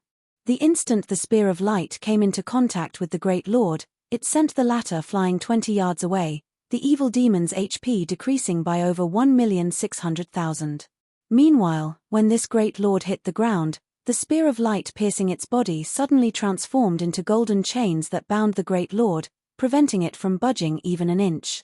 Immediately after, hundreds of spells descended accurately on this Great Lord ranked evil demon. In the blink of an eye, the level 61 Great Lord, which had 22 million HP, turned to dust. It died. Aqua Rose, who was prepared to make a last stand against the evil demon army, was momentarily stunned. She had fought evil demons before, during the previous siege war. Although the evil demons back then were only at the Lord rank, if not for Anna and Kite's assistance, even a team of experts of the same level would most likely have been annihilated. Nevertheless, now, a Great Lord ranked evil demon was actually killed almost instantly. At this moment, Aqua Rose wasn't the only person stunned by this situation. Even Singular Burial and Abandoned Wave, who were watching the live stream of the battle, were stupefied, their eyes nearly falling out of their sockets. Nobody had a clearer understanding than they did of just how powerful a Great Lord ranked evil demon was. Yet, such an existence was actually killed instantly, so suppressed that it did not even have the power to retaliate. Before anyone realized what was going on, a group of NPCs suddenly appeared behind the evil demon army. Unlike the town's NPC guards, these NPCs wore all sorts of attire. The classes they possessed were also diverse. The only thing these NPCs had in common with each other was that every one of them sported the adventurer emblem. In addition, these NPCs were all level 70, and even the weakest among them was Tier 2. Among these NPCs, there were even 10 Tier 3 NPCs. Chapter 1346, The Horror of Tier 3 NPCs. Chapter 1346, The Horror of Tier 3 NPCs. Chapter 1346, The Horror of Tier 3 NPCs. NPCs? Why are there so many NPCs here? Zero Wings members, who had been fending off the monster army, grew confused when they saw so many powerful NPCs appearing one after another. However, compared to the surprise Zero Wings members felt, the players and various major powers watching this scene through the livestream were even more shocked. What? There are actually Tier 3 classes among these NPCs. Tier 3 NPCs. How is this possible? Tier 3 NPCs are already considered overlords in minor NPC cities. Just how did Zero Wing manage to get these 10 Tier 3 NPCs to defend Stone Forest Town? The players on the forums were momentarily dumbfounded by the appearance of the 10 level 70, Tier 3 NPCs. As for the various major powers, they felt both confused and afraid when they saw this scene. Ordinary players might not understand how strong Tier 3 NPCs were, but they had a clear appreciation of this. Although only one tier separated Tier 3 and Tier 2 NPCs, this was a massive gap. Not only was there a huge disparity in basic attributes, but there was also a massive difference in combat standards. Even in a situation where both sides had equal basic attributes, a Tier 3 NPC could easily beat up a group of Tier 2 NPCs. This difference was the reason Tier 3 NPCs were usually tasked with ruling and safeguarding minor NPC cities. Yet, now, Stone Forest Town actually had 10 Tier 3 NPCs guarding it. Moreover, NPCs were different from monsters. NPCs were capable of coordinating their movements to display superior combat power, only their coordination was still not as good as players. If 10 Tier 3 NPCs worked together, not to mention dealing with a Grand Lord of the same level, even thrashing a mythic monster of the same level would be child's play. While everyone was shocked by the appearance of these NPCs, a large number of NPCs also turned up at the other two magic towers and Zero Wings residents. Although these NPC adventurers were not as numerous as the town's NPC guards, even the weakest among them was level 70, Tier 2. They were far stronger than the majority of Stone Forest Town's Tier 1 NPC guards. Moreover, every one of these locations was also graced by the presence of Tier 3 NPC adventurers. If one counted the Tier 3 NPC adventurers, one would discover a total of 30 of them in Stone Forest Town. They were even more numerous than the Great Lord-ranked evil demons. Damn it! Just where did Zero Wing find so many Tier 2 and Tier 3 NPCs from? Abandoned Wave felt his heart bleeding out when he saw the NPC adventurers assaulting his evil demons. These NPC adventurers were ridiculously strong. Their fights with Lord-ranked evil demons were no different from child's play. Although Lord-ranked evil demons could overwhelm Tier 2 NPCs in a one-on-one, there were simply too many Tier 2 NPCs. Moreover, the NPCs were skillfully cooperating with each other. As a result, a single Tier 2 party could easily finish off a Lord in just a few moves. However, this was still not the worst part. When those Tier 3 NPCs faced off against evil demons and evil beasts below Lord rank, they would almost always eliminate their opponents in a single move. Whenever the NPCs used a Tier 3 skill, the death of a large group of monsters would follow. The Tier 3 Great Mags were killing monsters below Lord rank as quickly as the magic towers were. One could practically hear explosions echoing throughout Stone Forest Town at every passing moment. As for the Great Lord-ranked evil demons, which were practically invincible, they were rendered utterly helpless under the coordination of just 2 or 3 Tier 3 NPCs. Meanwhile, whenever a Great Lord got pinned down, the other Tier 3 NPCs would use the opportunity to attack it together, bombarding it with Tier 3 skills and spells, one after another, and killing it in the blink of an eye. Seeing the evil beast armies and evil demon armies' numbers plummet, Abandoned Wave immediately commanded all the monsters to give up on attacking the magic towers and shift their focus towards Zero Wing's residence. Previously, Abandoned Wave had commanded his monsters to attack the magic towers merely to kill more Zero Wing members. However, the current situation no longer permitted such an action. If the battle continued, although he could inflict more losses on Zero Wing, the monster army he built up with great difficulty would also suffer annihilation. Now, The only thing he could do was destroy Zero Wing's residence. This way, he would have at least achieved his main goal. In the next moment, the evil beasts and evil demons inside Stone Forest Town began surging towards Zero Wing's residence in a frenzy. Black Flame, I admit that your guild's strength and foundations have greatly exceeded my expectations. Unfortunately, you are fated to lose Stone Forest Town in this war. Abandoned Wave smiled faintly when he saw his monster army surrounding Zero Wing's residence. His losses this time had indeed exceeded his initial estimates. However, with the destruction of Stone Forest Town, Zero Wing would lose its foundations. Meanwhile, he could still obtain more evil beasts and evil demons. At most, he would have to spend a little more time doing so. They really are nuts. Do they plan on attacking the guild residence's magic array at all costs? When Shifeng saw the monster army focused on assaulting Zero Wing's residence, he immediately had everyone gather back at the residence. At this moment, aside from attacking the guild residence's defensive magic array, these evil beasts and evil demons were doing nothing else. They did not even bother defending against or avoiding the attacks sent at them. However, Shifeng also could not help but admit that these monsters' plan was working, as the guild residence's defensive magic array was rapidly weakening. Most likely, the magic array would shatter in less than a minute.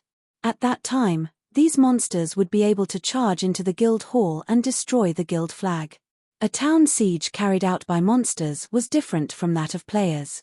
Players needed to obtain the town token in order to capture the town. Meanwhile, monsters only needed to destroy the guild flag to do so.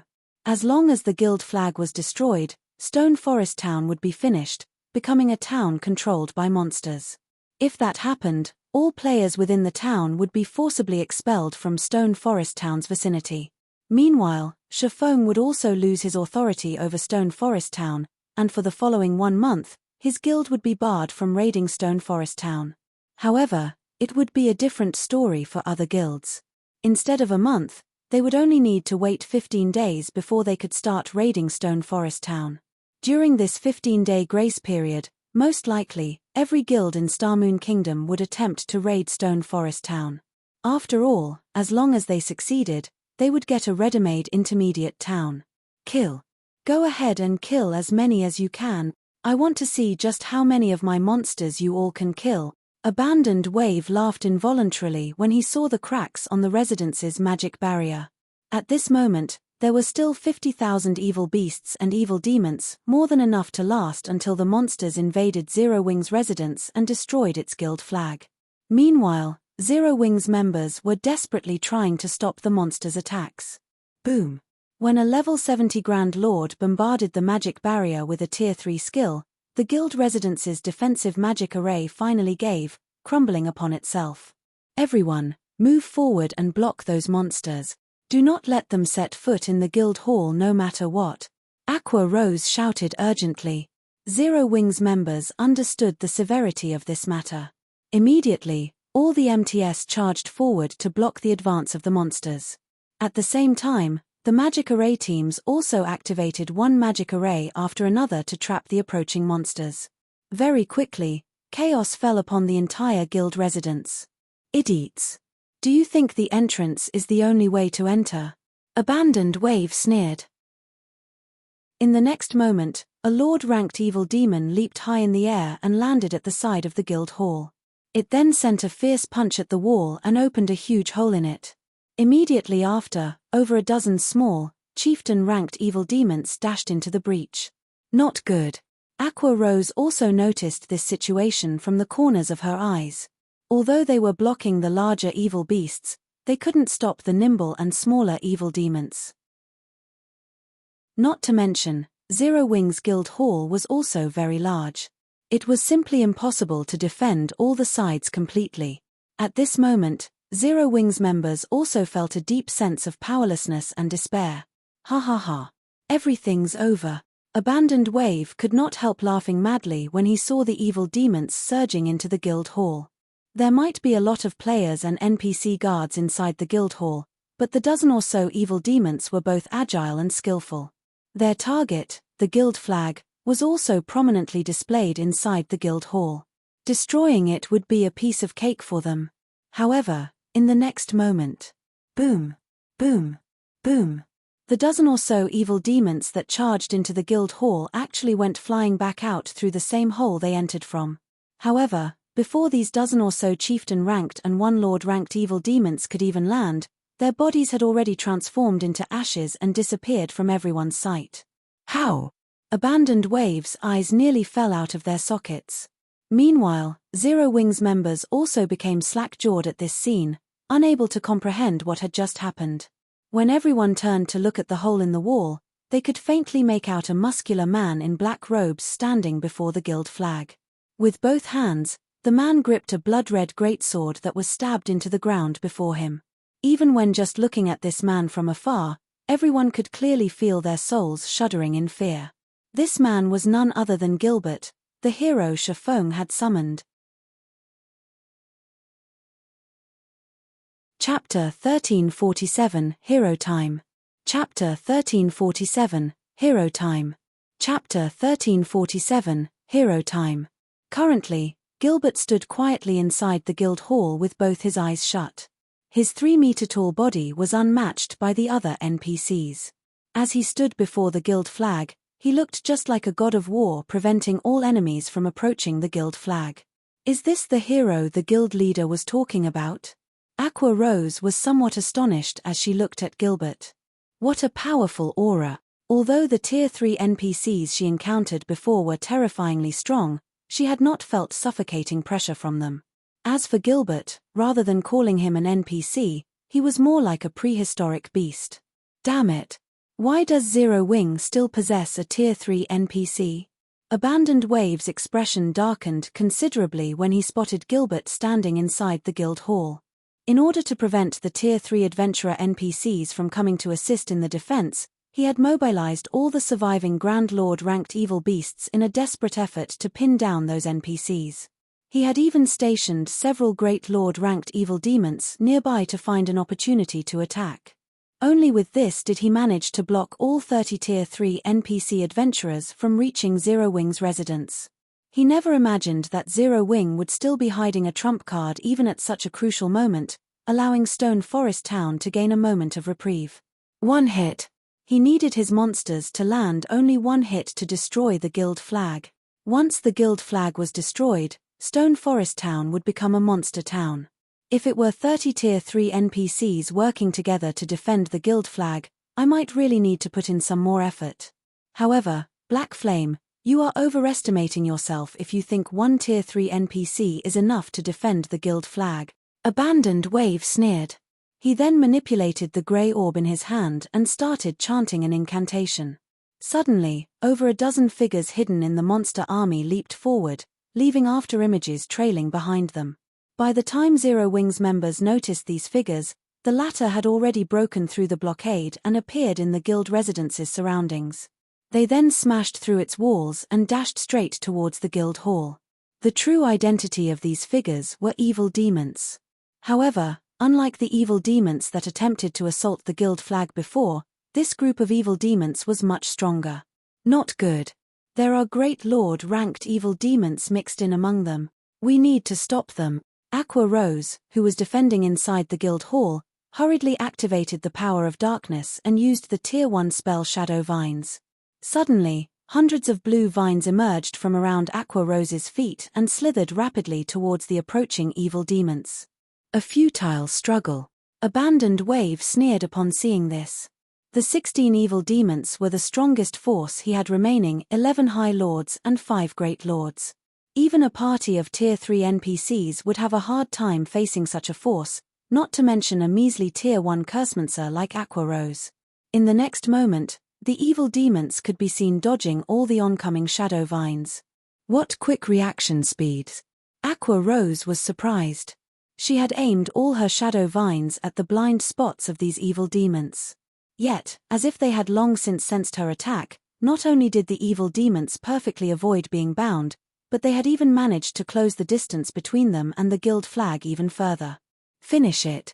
Through the eyes of one of the evil demons, Abandoned Wave could see the guild flag that was just 30 yards away. In the next moment, the 16 evil demons charged at the guild flag from various directions. With this, even if 2 or 3 Tier 3 melee NPCs worked together, they wouldn't be able to stop every one of the evil demons. Are we going to lose, just like this? Aqua Rose's eyes were filled with frustration as she looked at the evil demons approaching the guild flag. The town they had invested plenty of resources into was going to disappear, just like that. The 16 evil demons could be seen rapidly closing in on the guild flag. 20 yards. 15 yards. At this moment, the evil demons had even stopped evading the attacks sent at them by the players inside the hall, focused solely on reaching and destroying the guild flag. Just when the evil demons were only 10 yards away from the guild flag, Gilbert, who had his eyes shut all this time, opened them and let loose a deafening roar. Even the people outside the guild hall heard his roar very clearly. In the next moment, the 16 evil demons involuntarily turned towards Gilbert as if nothing but Gilbert existed in their world at this moment. The Barbarian class's Tier 3 legacy skill Barbaric Roar. The skill immediately enveloped a radius of 50 yards. Unlike other taunt skills, Barbaric Roar was more of a domain skill. All enemies caught within the range of the domain would find their minds filled with only Gilbert's existence. At the same time, due to the deterrent effect of Gilbert's voice, all enemies within range would have their movement speed, attack speed, and reaction speed reduced by 50%. Following the activation of Barbaric Roar, Gilbert pulled out his blood-red greatsword, which he had stabbed into the ground, and lightly swung it at the approaching evil demons. If one was watching from afar, one would think that Gilbert's attack speed at this moment was very slow. However, if one paid close attention, they would realize that Gilbert's attack speed was not slow at all. Instead, the extreme speed and fluidity of his attack had merely given rise to a misconception. Although the 16 evil demons tried to block the approaching crimson streak of light, they suddenly found their bodies unable to move. The only thing they could do was watch as the streak of light landed on their bodies. Tier 3 Legacy Skill Barbaric Blade. Although the skill executed an extremely normal slash, it rendered all the surrounding enemies immobile. Meanwhile, pitch-black spatial tears would appear one after another wherever the crimson light passed. The might of the attack was so powerful that it even sliced space itself. After the great sword passed through the evil demons, all 16 evil demons left behind after images as they went flying out of the guild hall like cannonballs. The High Lord-ranked evil demons lost over 1/3 of their HPs on the spot. The destructive power of the attack made everyone present gasp.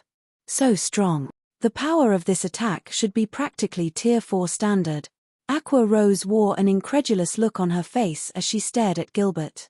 Even Tier 3 NPCs were just barely able to cope with a Great Lord-ranked evil demon in a one-on-one. At least 2 of such NPCs were needed to suppress a Great Lord. Yet, now, Gilbert had managed to send 5 Great Lord-ranked evil demons flying with a single blow.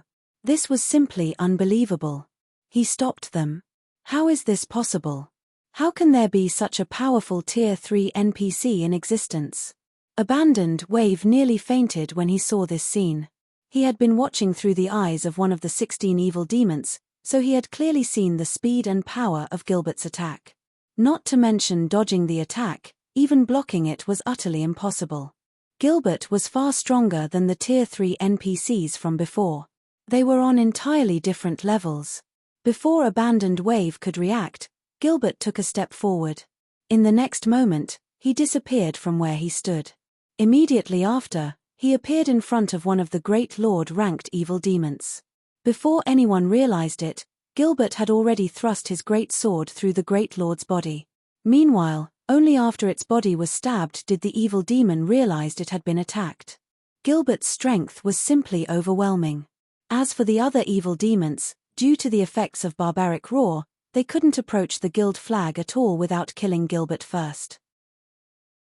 As time passed, although many more monsters entered the guild hall, due to the effects of Barbaric Roar, these monsters had no choice but to fight Gilbert. However, not only was Gilbert himself frighteningly strong, but there was also a Tier 2 NPC cleric healing him from the side. The monsters failed to pose any threat to Gilbert whatsoever. In regard to this situation, Shifeng did not feel particularly surprised. There naturally was a reason why the various large guilds had coveted heroes in the past. Back then, towns and cities under a hero's protection had rarely fallen to enemy invasion. Although a Tier 3 hero could not compete with an archaic species of the same rank and tier in terms of basic attributes, in terms of combat standards, a Tier 3 hero was many times superior to the ordinary experts of God's domain. After taking into account the legacy skills they grasped, a hero was the most suitable kind of NPC to defend a guild residence. Over time, the number of evil beasts and evil demons could be seen decreasing continuously. Is this Zero Wing's true strength? This town's defenses are simply too strong. Such a powerful monster army actually failed to capture it. With this, which guild could possibly threaten Stone Forest Town? Everyone was filled with astonishment as they looked at the rapidly thinning monster army. After this war, most likely, no guild in Starmoon Kingdom would dare have designs on Stone Forest Town. At the same time, Stone Forest Town would also enter a new era of prosperity. We lost. Abandoned Wave's eyes were filled with mixed feelings as he looked at his servants decreasing precipitately in number. At this moment, whether it was the evil beast army or the evil demon army, the top combatants of both had already been annihilated. Right now, even without the presence of NPCs like Gilbert or the Tier 3 adventurers, Zero Wing's remaining members were more than enough to defend the guild flag. I'll give this win to you, Zero Wing. However, don't get excited too soon. Although I've lost my evil beasts and evil demons, I can still make more. You all, on the other hand, won't be as fortunate next time. Abandoned Wave knew that he had been thoroughly defeated this time. However, he was confident that with enough time, he could create a monster army that was several times stronger than the current one. Meanwhile, as long as Zero Wing lost Stone Forest Town, it would decline into a second-rate power. Flame Blood, I'm afraid Heaven's Burial will have to get busy for the upcoming period. Rest assured, although Starmoon City's resources have nearly dried up, there are still plenty of resources available in other cities and kingdoms. Flame Blood smiled and nodded. Although Zero Wing's performance today was indeed shocking, Heaven's Burial remained in the shadows while Zero Wing stood in the light. Heaven's Burial could easily help Abandoned Wave create more evil beasts and evil demons while Zero Wing could only wait for its impending doom. The reason for their loss this time was their lack of understanding of Zero Wing as well as their lack of preparation. However, it would be a different story next time. Following which, Abandoned Wave and Flame Blood turned around and left. Meanwhile, standing inside one of Stone Forest Town's magic towers, Shifeng was quietly observing the image displayed on the massive crystal ball before him. I've finally found you. An evil god envoy? Shifeng muttered, his lips curling upwards as he looked at the image of the bandaged Abandoned Wave. No. The evil energy surrounding him is too thin. An evil god envoy has received the blessing of the evil god. Even if he used a treasure to suppress the evil energy, it should not be this thin. Perhaps an evil god apostle developed by an envoy? Forget it. Let's just go and take a look. Saying so, Shifeng locked in the coordinates and used space movement. Suddenly, he vanished from the top of the magic tower. Chapter 1348, Black Flame Appears. Chapter 1348, Black Flame Appears. Chapter 1348, Black Flame Appears. With the death of the high-tiered evil beasts and evil demons, the war in Stone Forest Town gradually entered its final stage. Previously, Starmoon Kingdom's various major powers had celebrated this sudden war, but their expressions had turned solemn. Fear of Zero Wing filled their hearts. An army of 500,000 plus high-level, high-ranked monsters. Who in Starmoon Kingdom could possibly stop such a powerful force? Zero Wing had done just that. Moreover, Zero Wing had displayed horrific strength. Aside from the Tier 3 NPC army, the intermediate mana pulse cannons and miniature ballistas were more than enough to dishearten the kingdom's major powers. If these weapons were aimed at their guild towns, the consequences would be dire. Before this battle, the major powers had only felt a little threatened by Zero Wing's number of experts and high-quality items. However, those aspects couldn't threaten their lifeblood. If worse comes to worst, they would fight a war of attrition, competing with wealth and resources. But things had changed. Zero Wing had already revealed that it had the power to destroy any large guild's foundation in Starmoon Kingdom. A battle of attrition wasn't necessary.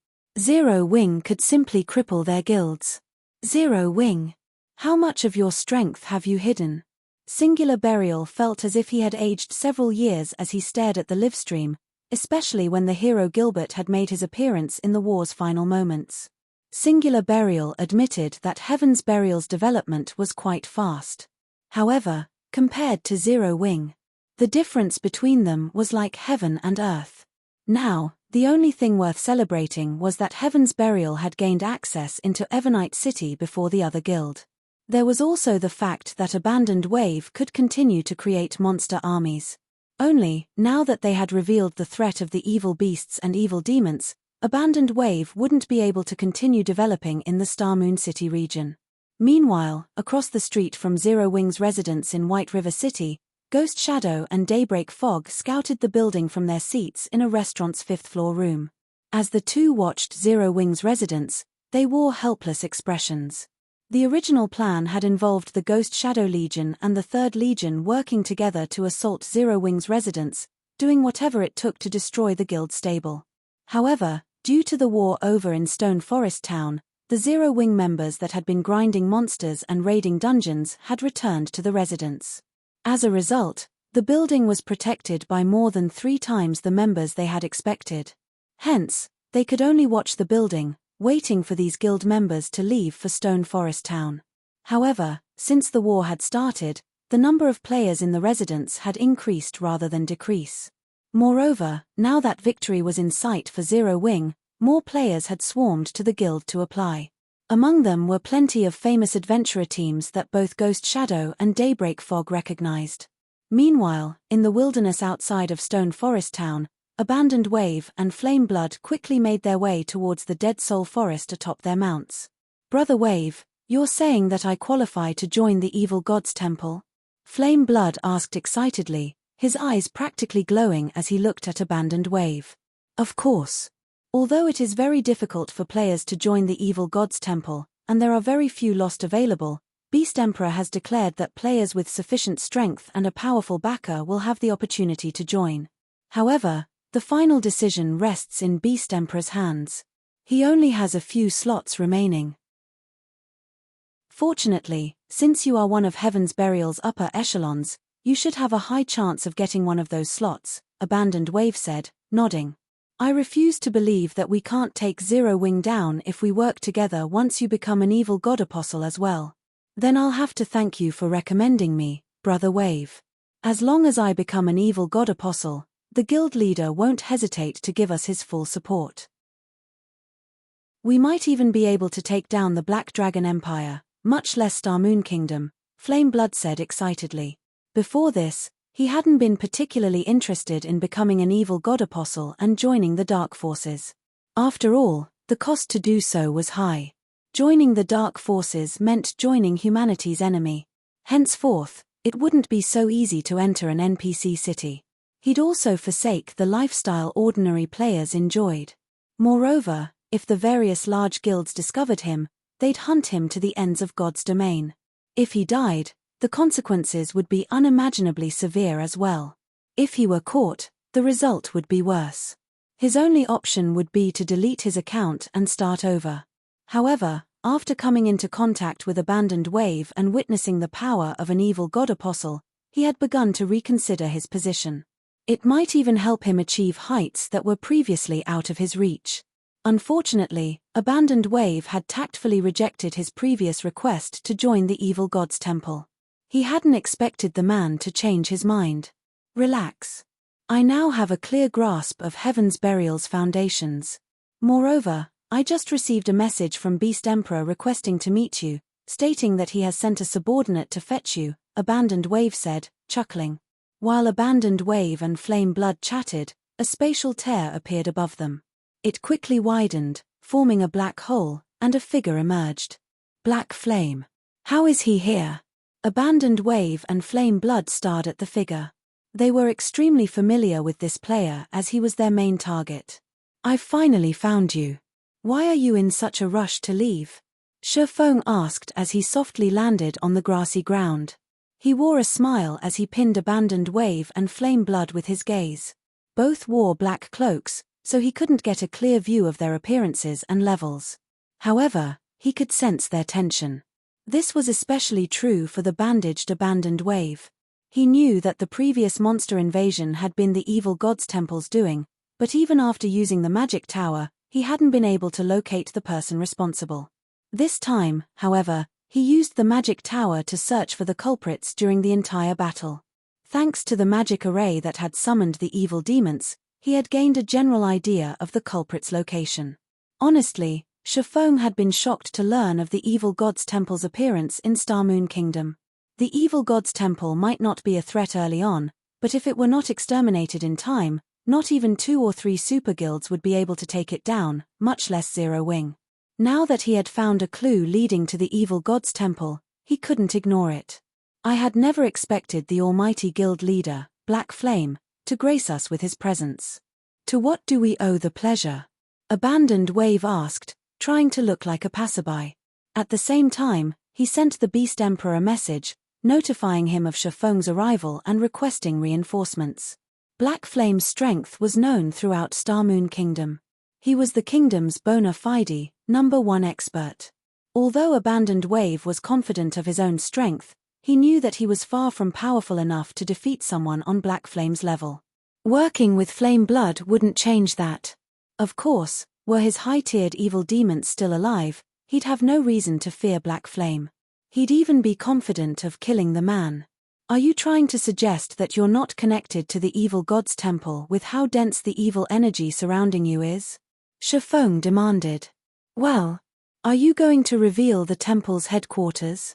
If not, I can simply drag you to the war god's temple. I'm sure you don't need me to tell you about the consequences of being captured.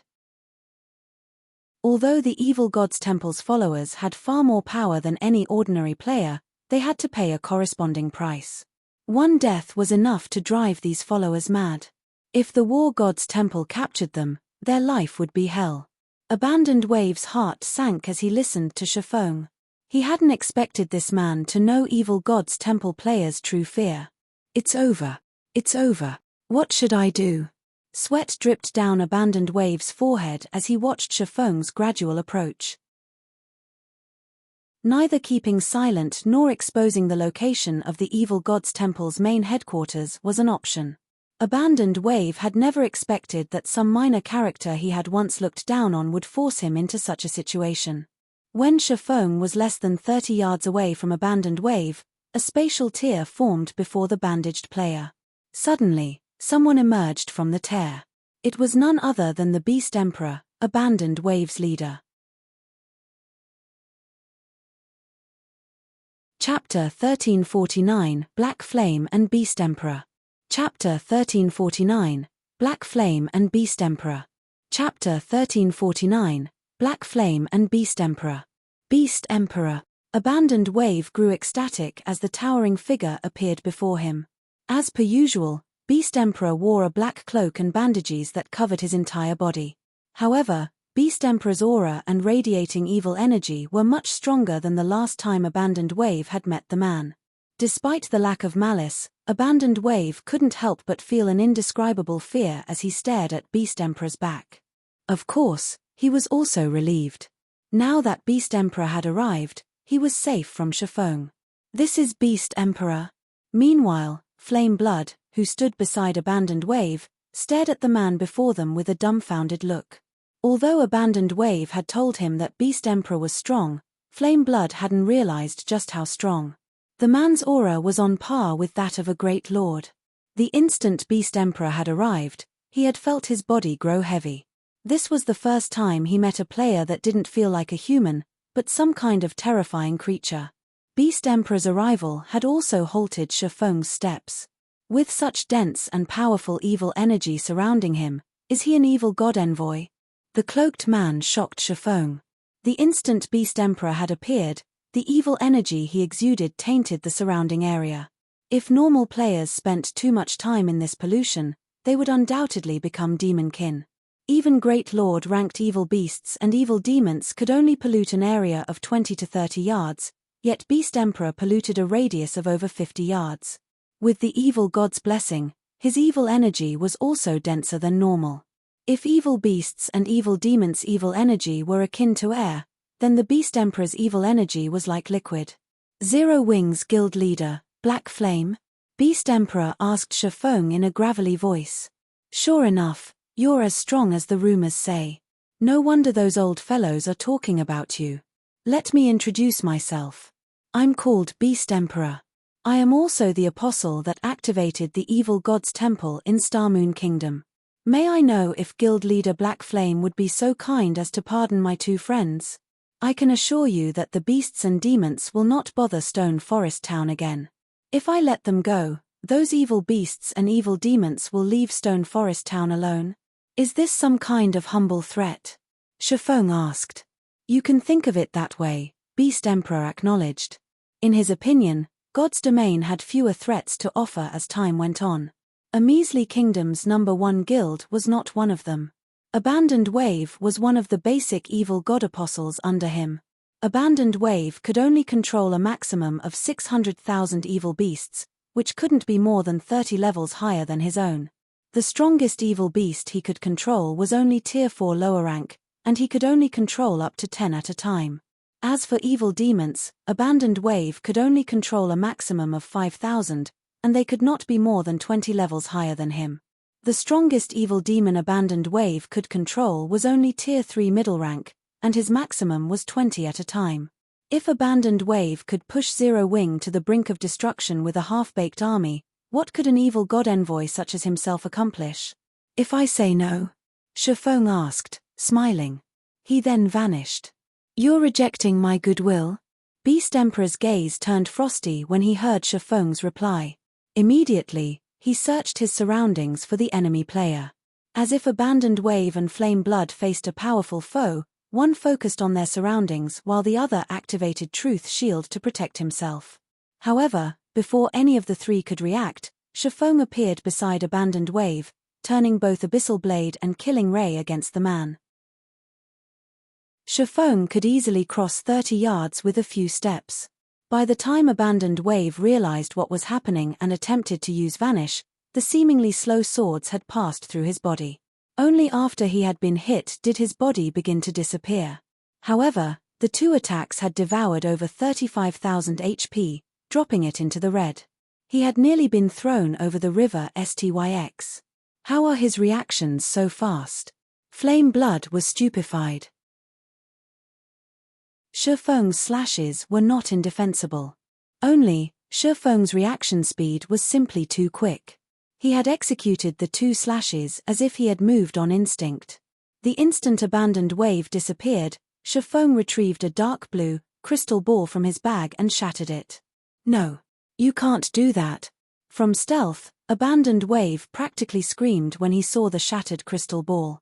The crystal ball Shifeng had shattered was a mobile jail specifically designed to capture dark and red players. If a dark or red player had less than 10% of their HP, the capture would be successful. Mobile jails had the same effects as jails in NPC cities. This wasn't an item that ordinary players could afford. The War God's Temple sold mobile jails that could hold a single player for 50 gold each. Mobile jails that could hold up to 10 players cost 300 gold. Even wealthy players wouldn't purchase such an expensive tool without a specific reason. Although Abandoned Wave had considered using a skill to resist capture, once the mobile jail activated, it would capture any player within 15 yards that fit the requirements and stop them from using skills or tools. They wouldn't even be able to move. Not even an invulnerable state could save them. In the blink of an eye, a black hole devoured Abandoned Wave, and he vanished as if he had never existed. Meanwhile, the crystal ball Shifeng had shattered had recovered, but instead of dark blue, the crystal ball was now black. Black Flame. You bastard. Beast Emperor glared at Shifeng, evil energy overflowing from his body. His aura also began to increase. Release him now. Otherwise, don't even think of leaving this place alive. Although he was an evil god envoy, someone who enjoyed a high position in the evil god's temple, he was only granted 5 apostles. Even if one of his apostles died, he wouldn't get another. Hence, he was extremely careful when selecting apostles. After all, players without enough strength and resources weren't likely to be of much help. Although Abandoned Wave had lost the Blackwater Corporation's support, he had already given Abandoned Wave one of his 5 apostle slots. Losing Abandoned Wave was the equivalent of losing 600,000 evil beasts and 5,000 evil demons. Leave here alive. Shifeng turned to Beast Emperor. Chuckling, he said, "Are you joking? Or do you think I can't tell that you're just a mirror image? You saw through it." Beast Emperor was stunned. He did not have any skills that allowed long-distance teleportation, but he could dispatch a mirror image, sending it to command his own army and that of his apostles. Not only did this skill guarantee his safety, but it also allowed him to keep his subordinates in check. Although his mirror image was invulnerable, it couldn't attack, either. The mirror image was only a replica that lasted 30 minutes. A doppelganger? Flame Blood looked at Beast Emperor in confusion. Both Beast Emperor's aura and evil energy far exceeded Abandoned Wave's. At the end of the day, a doppelganger was only a doppelganger. Everyone knew that, although they looked like the real deal, doppelgangers didn't have the aura of the original player. Yet, no matter how he looked at Beast Emperor, the man should be real. But what Beast Emperor and Flame Blood didn't know was that Shifeng had activated omniscient eyes. He could see the truth of everything within 100 yards of himself. The instant Beast Emperor had appeared, Shifeng had activated omniscient eyes to avoid an ambush. After all, if one enemy appeared suddenly, others were likely nearby. If Beast Emperor really wore a black cloak, though, even omniscient eyes wouldn't reveal his identity. However, as this Beast Emperor was only a mirror image, the black cloak could only hide his appearance. It did nothing to hide the mirror image's data from omniscient eyes. Moreover, as the mirror image was invulnerable, it couldn't attack. It was similar to his divine steps. Despite his ruse failing, Beast Emperor showed no signs of panic or worry. On the contrary, he laughed and said, as expected of the player the secret pavilion dubbed the Sword King, "Ordinary peak experts are no match for your strength and insight. However, did you think I've spent so much time talking to you just for fun?" As soon as Beast Emperor had said so, a black figure descended from above. The figure hovered above Beast Emperor as it gazed down at Shifeng. Evil Demon, Dark Creature, Grand Lord. Level 70. HP 35 0000035 000000. Chapter 1350 Full-Powered Assault. Chapter 1350 Full-Powered Assault. As the evil demon appeared, the area's atmosphere changed. Dense evil energy polluted the area, and shadows clustered around the evil demon. However, the more frightening aspect was the evil demon's aura. Even an expert like Flame Blood could not help but shudder, his movements becoming sluggish. So, this is a Grand Lord-ranked evil demon? Flame Blood was both shocked and afraid as he stared at the hovering evil demon. His fear wasn't due to the demon's aura. Rather, the evil demon before him felt almost human. Its condescending gaze and sneer made it look like a player in an evil demon's skin. Flame Blood had never realized that there was such a massive difference between a Great Lord and a Grand Lord-ranked evil demon. To upgrade an evil demon to the Great Lord rank, Abandoned Wave had to devour many players' souls. Of course, the demon had to have enough potential to evolve. Otherwise, absorbing souls would only increase its level, not its tier. Every time an evil demon was promoted, it would require several times more souls to reach the next rank. One could just imagine how difficult it was to produce a Grand Lord-ranked evil demon. Yet, Beast Emperor intended to use such a creature to lead the way. If they had had the help of a Grand Lord during their siege against Stone Forest Town, the battle might have ended in their favor. Black Flame, I have given you your one chance. Since you've refused, I'll show you what it feels like for a demon to devour your soul. Beast Emperor smirked at Shifeng. If an expert like you turns into an evil demon, I'm sure it will have a lot of potential.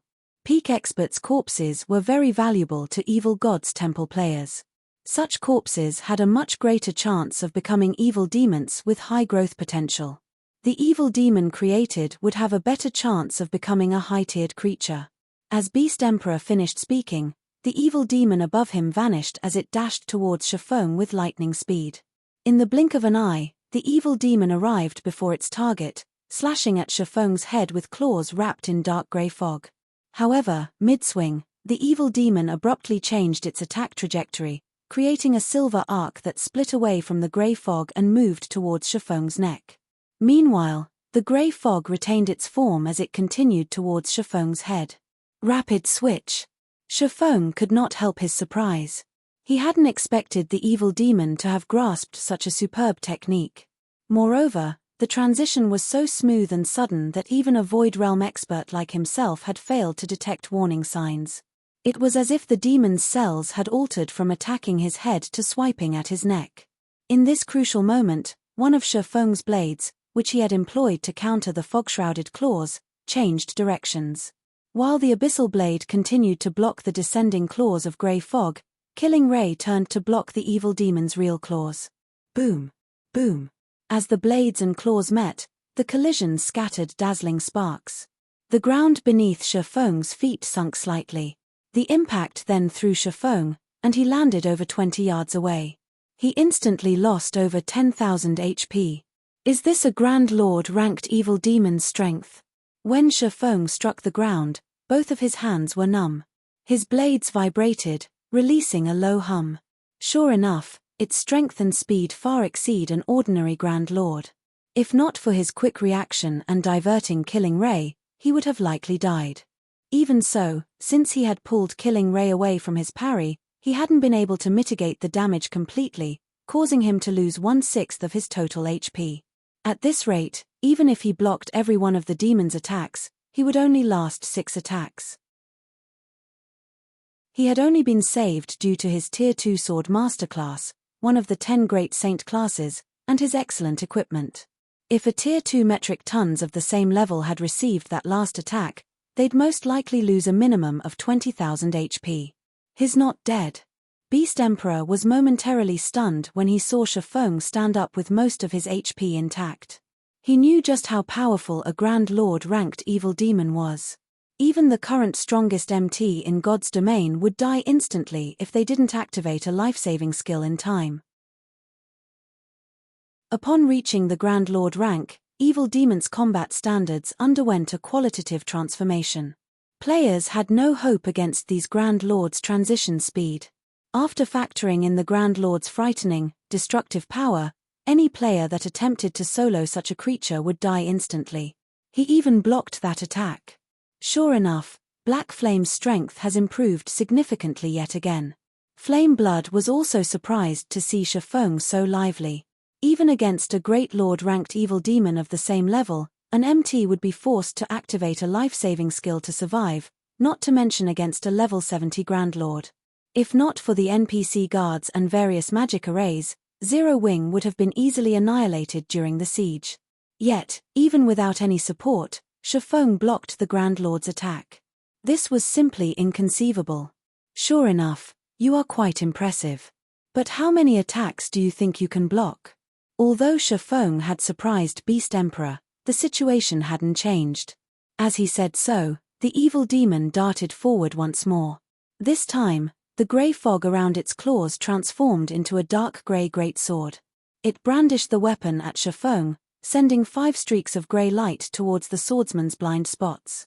Just as the 5 streaks of grey light were about to devour Shifeng, golden dragon scales and divine runes began to envelop his body.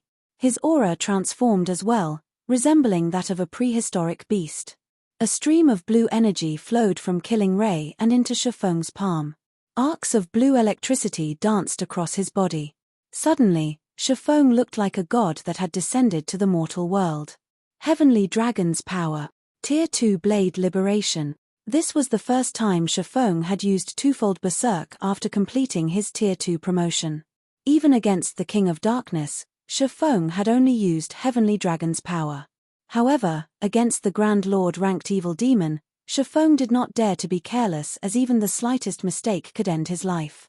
Following which, Shifeng lightly swung Killing Ray towards the evil demon.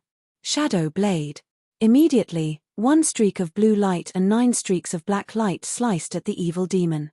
The instant Shifeng's sacred sword and the evil demon's greatsword collided, the ground they stood on shattered from the resulting impact. Even Flameblood, who stood 30 yards away, nearly lost his footing. The 5 streaks of grey light were repelled back, carving several long grooves into the dirt. After repelling the evil demon's attacks, all 10 of Shifeng's attacks landed. The streaks of light easily bit into the evil demon's steel-like body, green blood spewing from its wounds as the impact threw the creature over a dozen yards backward. At the same time, the evil demon's HP plummeted. -161,267, -323,497, -160,916. Since killing Ray dealt double damage against dark creatures, the evil demon's HP dropped by over 2 million in the blink of an eye. Chapter 1351 Monster-like Player.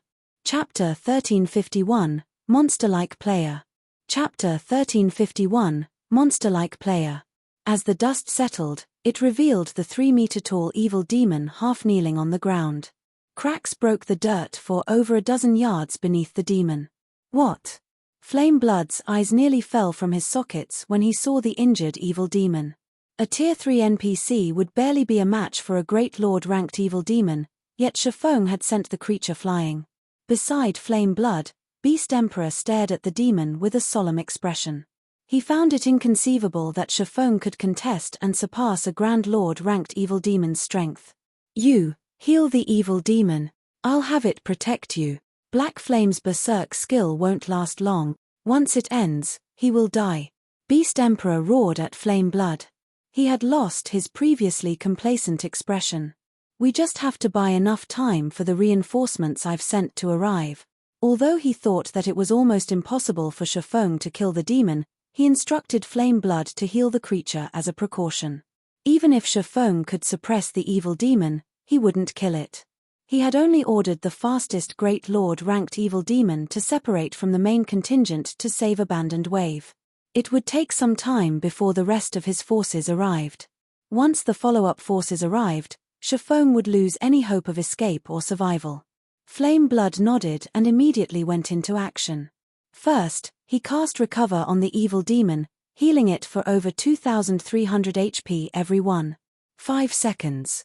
He followed up with a Truth Shield, which could absorb over -11,000 damage.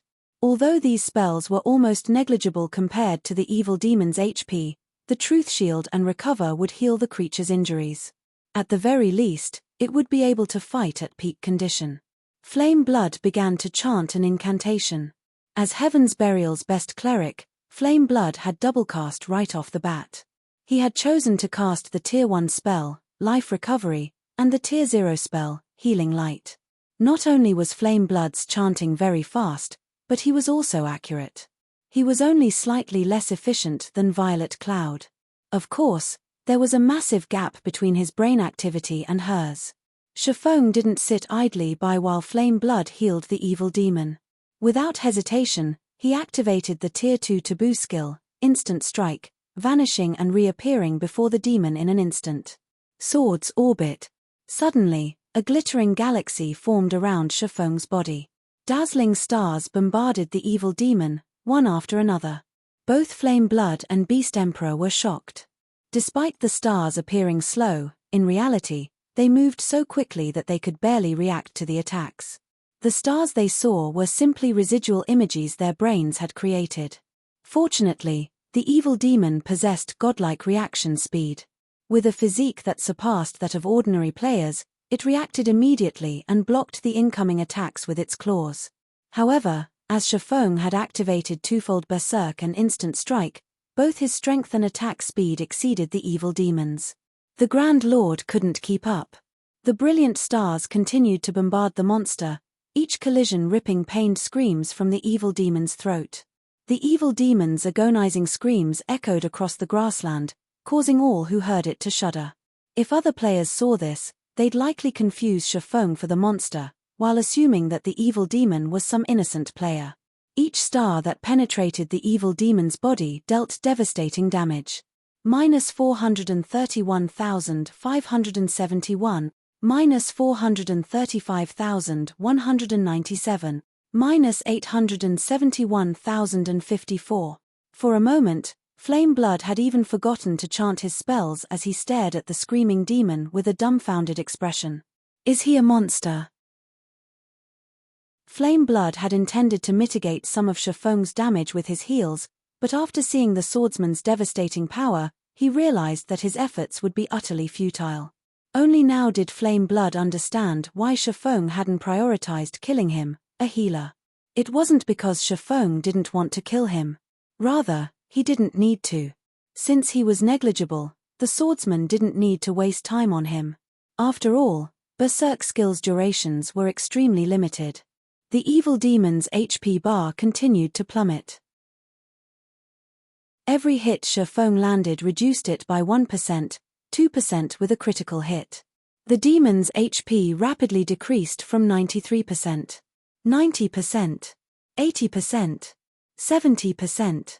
By the time Instant Strike's 3-second duration ended, the evil demon had only 64% HP remaining. However, as soon as Instant Strike's effects wore out, Shifeng's attack speed and damage dramatically decreased. Seeing this, Beast Emperor released a sigh of relief. Had Shifeng continued dealing such horrific damage, the evil demon would have lost all of its 35 million HP and died in less than 20 seconds. Now that Shifeng's attack speed had decreased, the evil demon could finally keep up with the attacks, blocking them. In fact, the demon launched powerful counterattacks with the dark fog it had summoned, forcing Shifeng to dodge and waste time. It was only a matter of time before Shifeng's berserk skill ended. Sure enough, one person's strength isn't enough, Shifeng thought as he was forced into a corner. The Grand Lord ranked evil demon's superb physique was even more powerful than a tier 3 player's. Players of the same tier might have some difficulty blocking his slashes, but to the evil demon, doing so wasn't difficult in the least. Reacting quickly, Shifeng retrieved 2 summon guard scrolls from his bag. Although he was strong enough to suppress a Grand Lord for a short time, whether it was an evil demon or a normal monster, players had one disadvantage: HP. This was why it was so difficult to solo monsters of the same or a higher tier as players progressed in the game. When Shifeng finished chanting, 2 golden magic arrays appeared beside him. Kite and Anna emerged from the arrays. Although it hadn't been long since Shifeng last saw his personal guards, the 2 NPCs had leveled up considerably. After completing his Tier 2 promotion quest and returning to White River City, Shifeng hadn't immediately resummoned his personal guards. Instead, he left them in the Dark Canyon to continue leveling. Compared to the time flow in God's domain, time passed 5 times faster in the Dark Canyon. Moreover, the canyon's environment was far more suitable for training. The last time Shifeng had seen Kite, the NPC was level 70. Now, Kite had reached level 74. As for Anna, she was already level 75. She was undoubtedly the highest level personal guard in the game right now. The instant these 2 NPCs appeared, Kite swung his greatsword down. Countless wind blades surrounded the evil demon, sealing its movements completely. As for Anna, she waved her staff and chanted an incantation, summoning forth 10 level 75, Lord-ranked Rock Guardians and a Great Lord-ranked Golden Giant. Under Anna's control, the Rock Guardians positioned themselves to form a magic array, lowering the evil demon's basic attributes by 15%. Unless one of the Rock Guardians died, the array would remain active. Without wasting time, Shifeng activated Phantom Kill and 9 Dragon Slash. At the moment, his doppelganger's attributes were even higher than Kite's.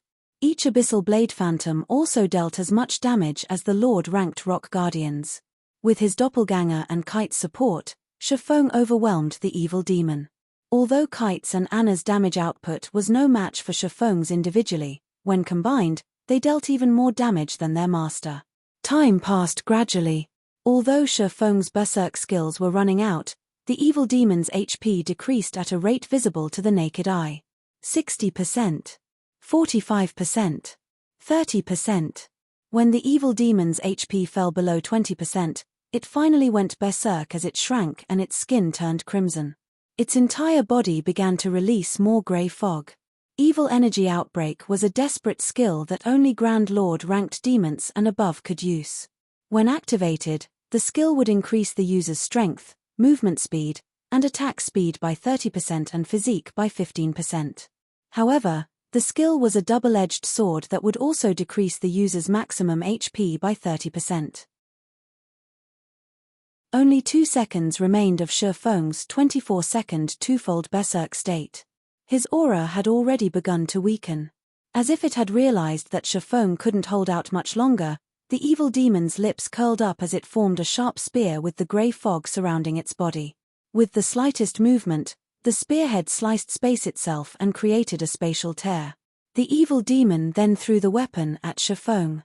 As the spear flew through the air towards Shifeng, a loud boom shook the area. Responding quickly, Anna directed the golden giant to block the attack. Surprisingly, however, the dark grey spear passed through the giant without causing any harm. As the spear was about to find its target, Shifeng instinctively used divine steps, summoning 10 invulnerable doppelgangers around the evil demon, switching positions with one of these doppelgangers. Instinctively, Shifeng turned his blades on the evil demon. Flame burst. Divine providence. At this time, his phantom kill doppelganger activated flame burst and attacked the evil demon in tandem. Although the evil demon responded very quickly, Shifeng switched positions with another doppelganger after every slash, not giving the demon a chance to block his attacks. By the time Shifeng landed his 15th hit, his sword's scorching flames had devoured the demon's last strand of HP. When the Grand Lord collapsed, it transformed into innumerable light particles like shattered glass and disappeared. Shifeng's experience bar rose madly, his level instantly increasing from 53 to 54. He had earned even more EXP from killing the evil demon than from soloing an archaic species. It had given him nearly as much EXP as a level 70 mythic monster. Shifeng was astonished. If he could kill a few more of these evil demons, his level would skyrocket. Chem. This is an evil god crystal. As the evil demon disappeared, the grey fog condensed to a single point. The grey fog then formed a crimson crystal that hovered quietly in the air, releasing an intensely mighty aura. Chapter 1352 Auction House Design. Chapter 1352 Auction House Design. Chapter 1352 Auction House Design. It died. Flame blood froze when he saw the evil demon inside the magic array disappear. Even a Great Lord-ranked evil demon of the same level would require a team of hundreds of elite players, led by dozens of experts, to take down. They had learned this lesson during their experiments in the Frozen Scar. In the end, the Great Lord had more than 2/3 of its HP remaining after wiping out the entire elite team. Yet, Shifeng killed a level 70 Grand Lord-ranked evil demon by himself. Beast Emperor wore an indescribably grim expression. Not only had Abandoned Wave been captured, but he had also lost a Grand Lord-ranked evil demon. It had taken a lot of effort to nurture 5 evil demons. Grand Lord-ranked evil demons were not easy to produce. It all depended on an evil demon's potential. He had killed many peak experts to obtain 5 evil demons capable of reaching the Great Lord rank. After his momentary rage, the Crimson Crystal, which had formed after the evil demon's death, drew Beast Emperor's attention. How is this possible? How could a mere Grand Lord possibly drop an evil god crystal? Shock, excitement, and greed flashed in Beast Emperor's eyes as he stared at the crystal. It was highly unlikely that players outside of the evil god's temple would understand how valuable the item was. However, to evil god's temple players, the evil god crystal was an absolute treasure. It was even too valuable to trade for a mythic-ranked evil demon.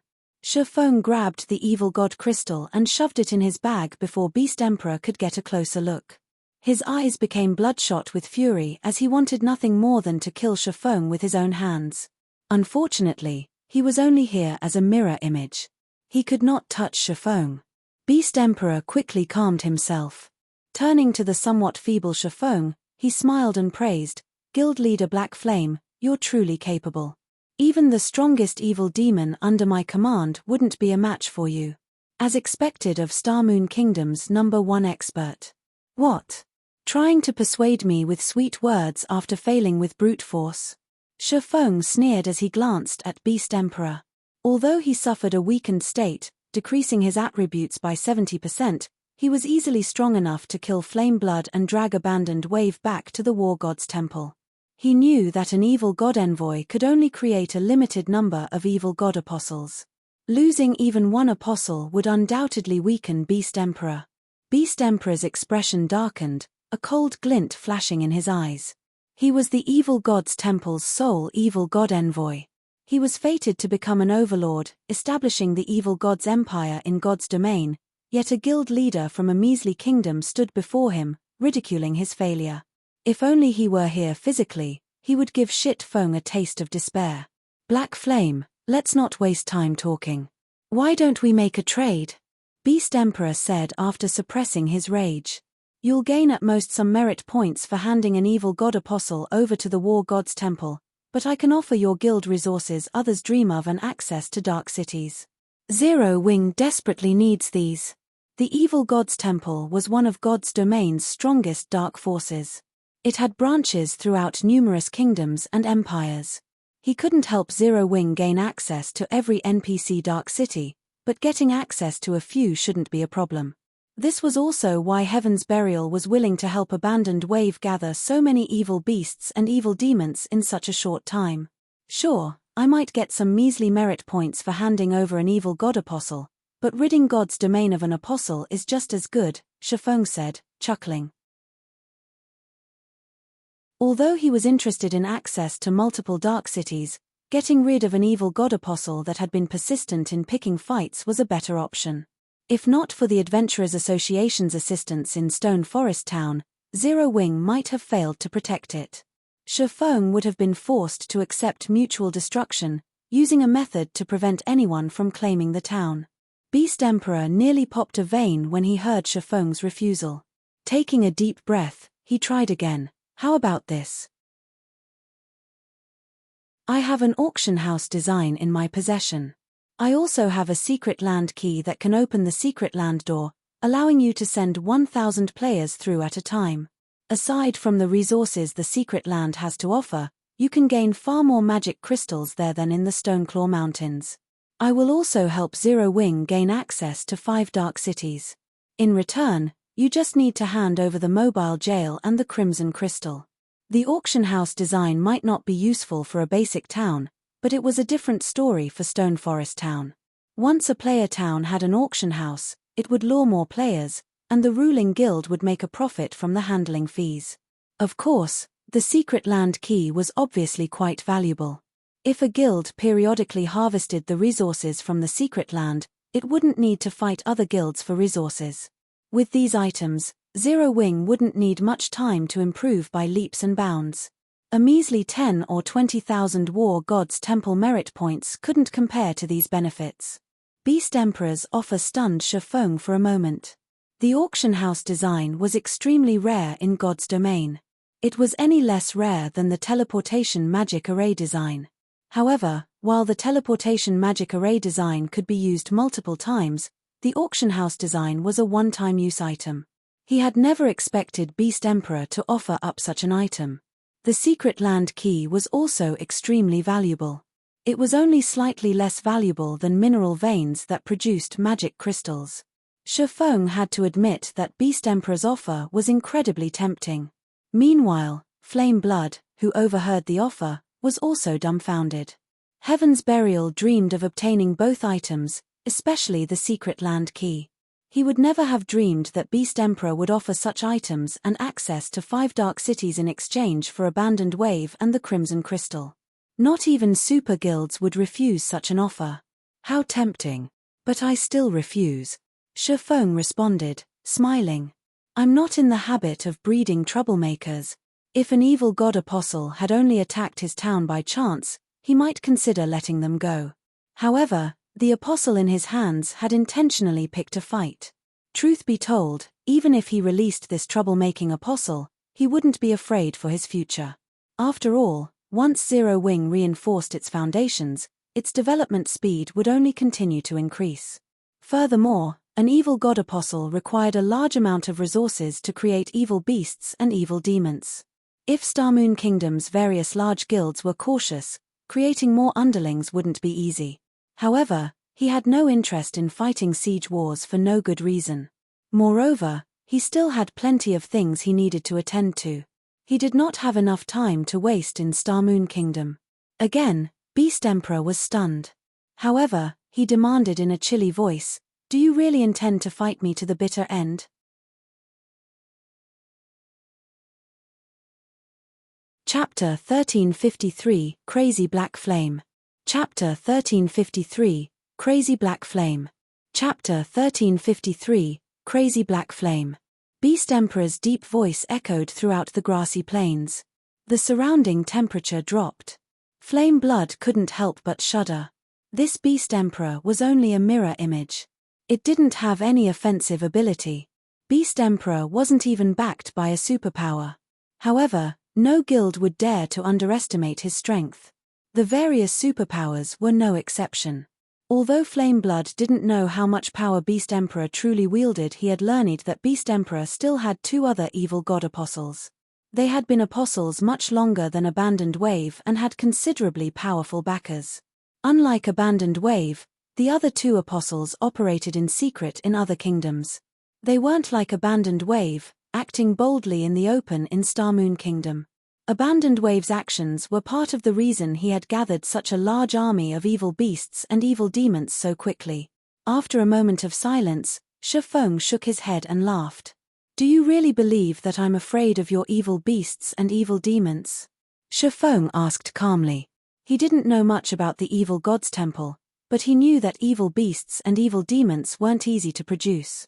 Unlike evil beasts, evil demons couldn't be summoned. Evil beasts could only travel on foot as well. This was also why evil god's temple players paid more attention to evil demons. It was practically impossible for the evil god's temple to amass another army of that size with Abandoned Wave's army annihilated and the resources around Starmoon City mostly exhausted. If it were possible to create evil beasts and evil demons without limit, evil god's temple players would have long since become invincible. Of course, Beast Emperor might summon his own evil demons against Stone Forest Town, but with how rare they were, sending an army of demons to capture the town would be a waste. When Flame Blood heard Shifeng's reply, he thought he had heard wrong for a moment. Has Black Flame lost his mind? Flame Blood stared at Shifeng incredulously. He simply could not figure out what was going through Shifeng's mind. Not only had Shifeng refused a profitable business proposition, but he had also gone out of his way to provoke someone who shouldn't be pushed. He was a lunatic. Good. Very good. I had thought you were an intelligent man, Black Flame, but it would seem that you're just a frog in a well with no idea of how vast heaven and earth are. Beast Emperor's expression darkened as several veins popped across his forehead. Since you want war, I'll give it to you. Saying so, Beast Emperor disappeared, his voice echoing across the grassy plains for a long time. He left. Flame Blood was stupefied. He had assumed that Beast Emperor had been trying to buy time while waiting for his forces to arrive. However, it would seem he had been wrong. What Flame Blood did not know was that, although Beast Emperor had considered buying time, he had dispelled the thought after Shifeng had summoned Kite and Anna. After all, of the evil demons he had sent to fetch Abandoned Wave and Flame Blood, only 3 great lords remained. If those great lords had worked together with the demon that had died, they could suppress Shifeng and wear him down until he died.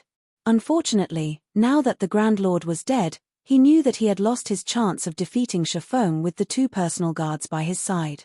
The 10 Rock Guardians' magic array alone could suppress his 3 great lord-ranked evil demons. Shifeng could even kill Flame Blood before his eyes. If Zero Wing had sent reinforcements, they might even claim the Great Lord's lives. Hence, there was no reason to linger.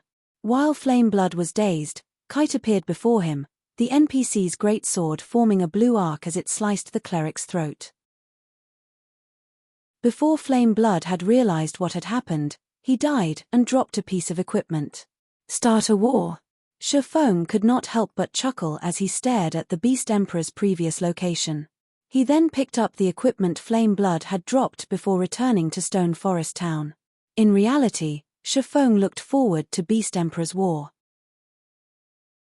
He had already activated Star Moon Kingdom's epic ranked main storyline quest and was required to extract the Evil God's Temple from the kingdom. Since Beast Emperor was the Evil God envoy that had activated the Evil God's Temple in Star Moon Kingdom, their fight was only a matter of time. Rather than let the Evil God's Temple quietly develop in Star Moon Kingdom, it was more beneficial to incite Beast Emperor to increase the temple's activity in the kingdom. This way, he could locate the Evil God's Temple's base of operations faster and complete his quest. Moreover, it was thanks to Beast Emperor that he had thought of a plan to develop Stone Forest Town while earning a lot of money. Others might not know where to obtain the auction house design, but he recalled a certain location that would guarantee the acquisition. The neutral map, Morning Battlefield. Once the ancient Orc Empire's capital, the area hid plenty of treasure. This was especially true for the Imperial Palace's hidden treasury. The treasury contained rare items that the Empire had obtained by conquering other nations. The auction house design was one of those treasures. Moreover, it wasn't just any ordinary design.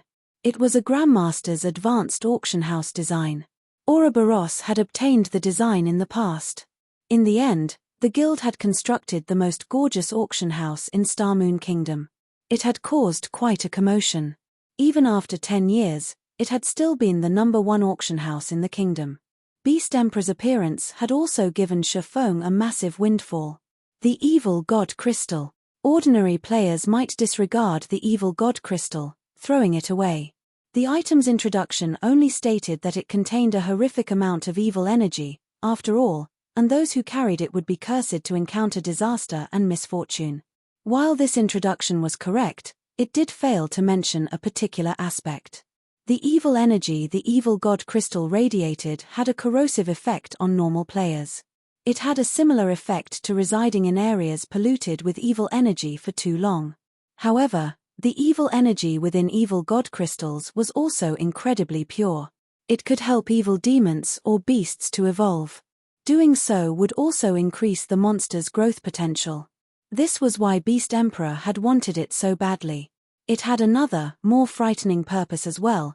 It could become a power core for a city's magic array. Although the Evil God Crystal wasn't as effective as the Titan's Heart, it was still an extremely precious power core. If used to power a city's magic array, it would upgrade the array to a whole new level.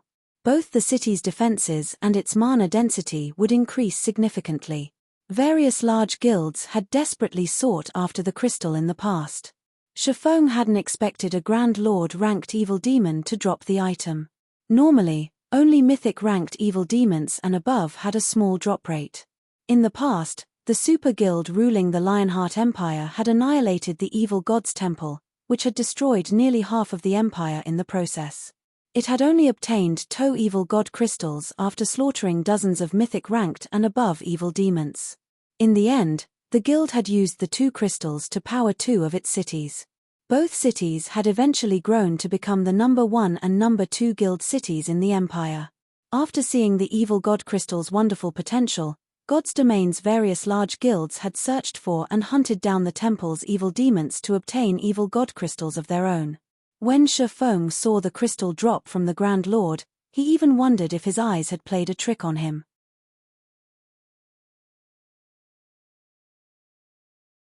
Chapter 1354, Town Changes. Chapter 1354, Town Changes. In Stone Forest Town, the evil beast and evil demon army gradually scattered. As a result, the intense battle had become a good opportunity to grind EXP. It was not very often that one came across chieftain rank and above monsters. Even when they did, fights between players might ensue. On average, both the evil beasts and evil demons provided more EXP than monsters of the same rank and level. Although more than 1/3 of the Zero Wing members had died in this siege war, the surviving members' levels had increased significantly. Most of them had leveled up at least once, while some had even gained 2 levels. As the siege war ended, Zero Wing had obtained a large number of level 40+ elite members. This is just too scary. Even those powerful monsters failed to conquer Stone Forest Town. With this, Zero Wing's position in Star Moon Kingdom is as stable as a mountain. Both the Star Alliance and Heaven's Burial have lost their chance to become the kingdom's #1 guild. If I had known this would happen, I would have joined Zero Wing sooner. I might have been a core member by now. TCH, you think becoming core member in Zero Wing is that easy? I've heard that the first condition to become a core member is to reach the Trial Tower's 6th floor. Although everyone's combat standards have improved significantly since the game's launch, those capable of reaching the 6th floor are still considered experts in first-rate guilds. On the other hand, you're stuck on the 5th floor. How could you possibly have a chance of becoming a core member? If Zero Wing can protect Stone Forest Town from such a large army of monsters, setting up our headquarters there might not be a bad idea after all. Tomorrow, we'll head to Stone Forest Town and purchase a private house. You want to get a private house with your standards? Don't make me laugh. One of my brothers is an upper echelon in a small guild. He's told me that several small guilds have decided to purchase the town's houses. Your adventurer team only has 100 or so members. Do you think you can compete with small guilds that have several thousand players? Stone Forest Town's victory over the Evil Beast and Evil Demon army was a hot topic among many players on the official forums. The strength Zero Wing displayed flabbergasted everyone. After this battle, no one in Starmoon Kingdom would dare challenge Zero Wing's position. Many of the previously hesitant independent players changed their minds, determined to join the guild.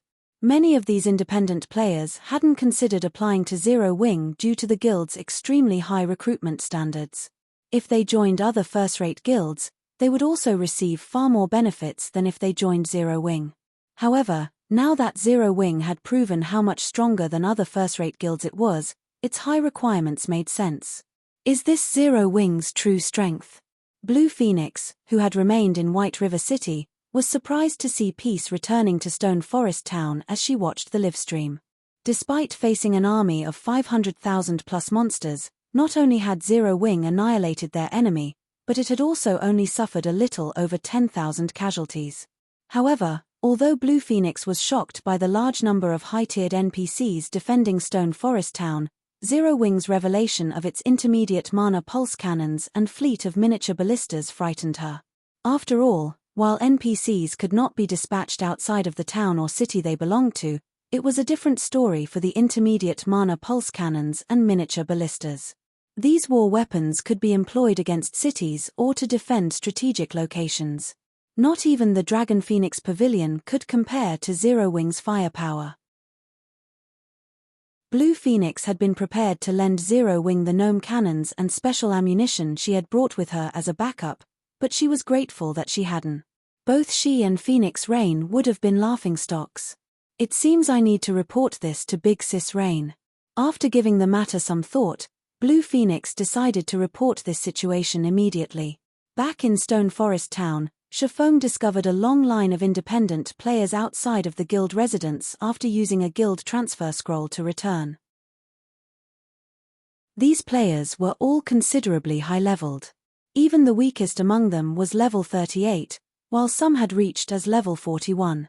Their equipment was equally impressive, with the most inferior being Secret Silver rank. With a quick glance, Shafong estimated that at least 200 such players waited outside the residence. Shafong also spotted quite a few level 20-plus players in line. "Guild leader, you're finally back," Aqua Rose said, smiling when she saw Shafong emerge from the residence's teleportation hall. "Has something happened?" Shafong asked curiously when he saw Aqua Rose's excited expression. "After we finished clearing out the monsters close to the residence, some of the players that bought Stone Forest Town's private houses teleported to the town and offered to cooperate with our guild. After a quick search, we discovered that most were representatives of well-known adventurer teams from other kingdoms and empires. There were also quite a few adventurer team representatives from Starmoon Kingdom and merchant players. Now that they feel certain of Stone Forest Town's security, they want to cooperate. Those adventurer teams have also stated that they're willing to sell us their rare materials for 70% market price in the future.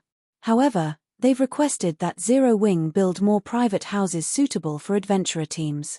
As for the merchant players, they'd like to see us sell a few shops in town.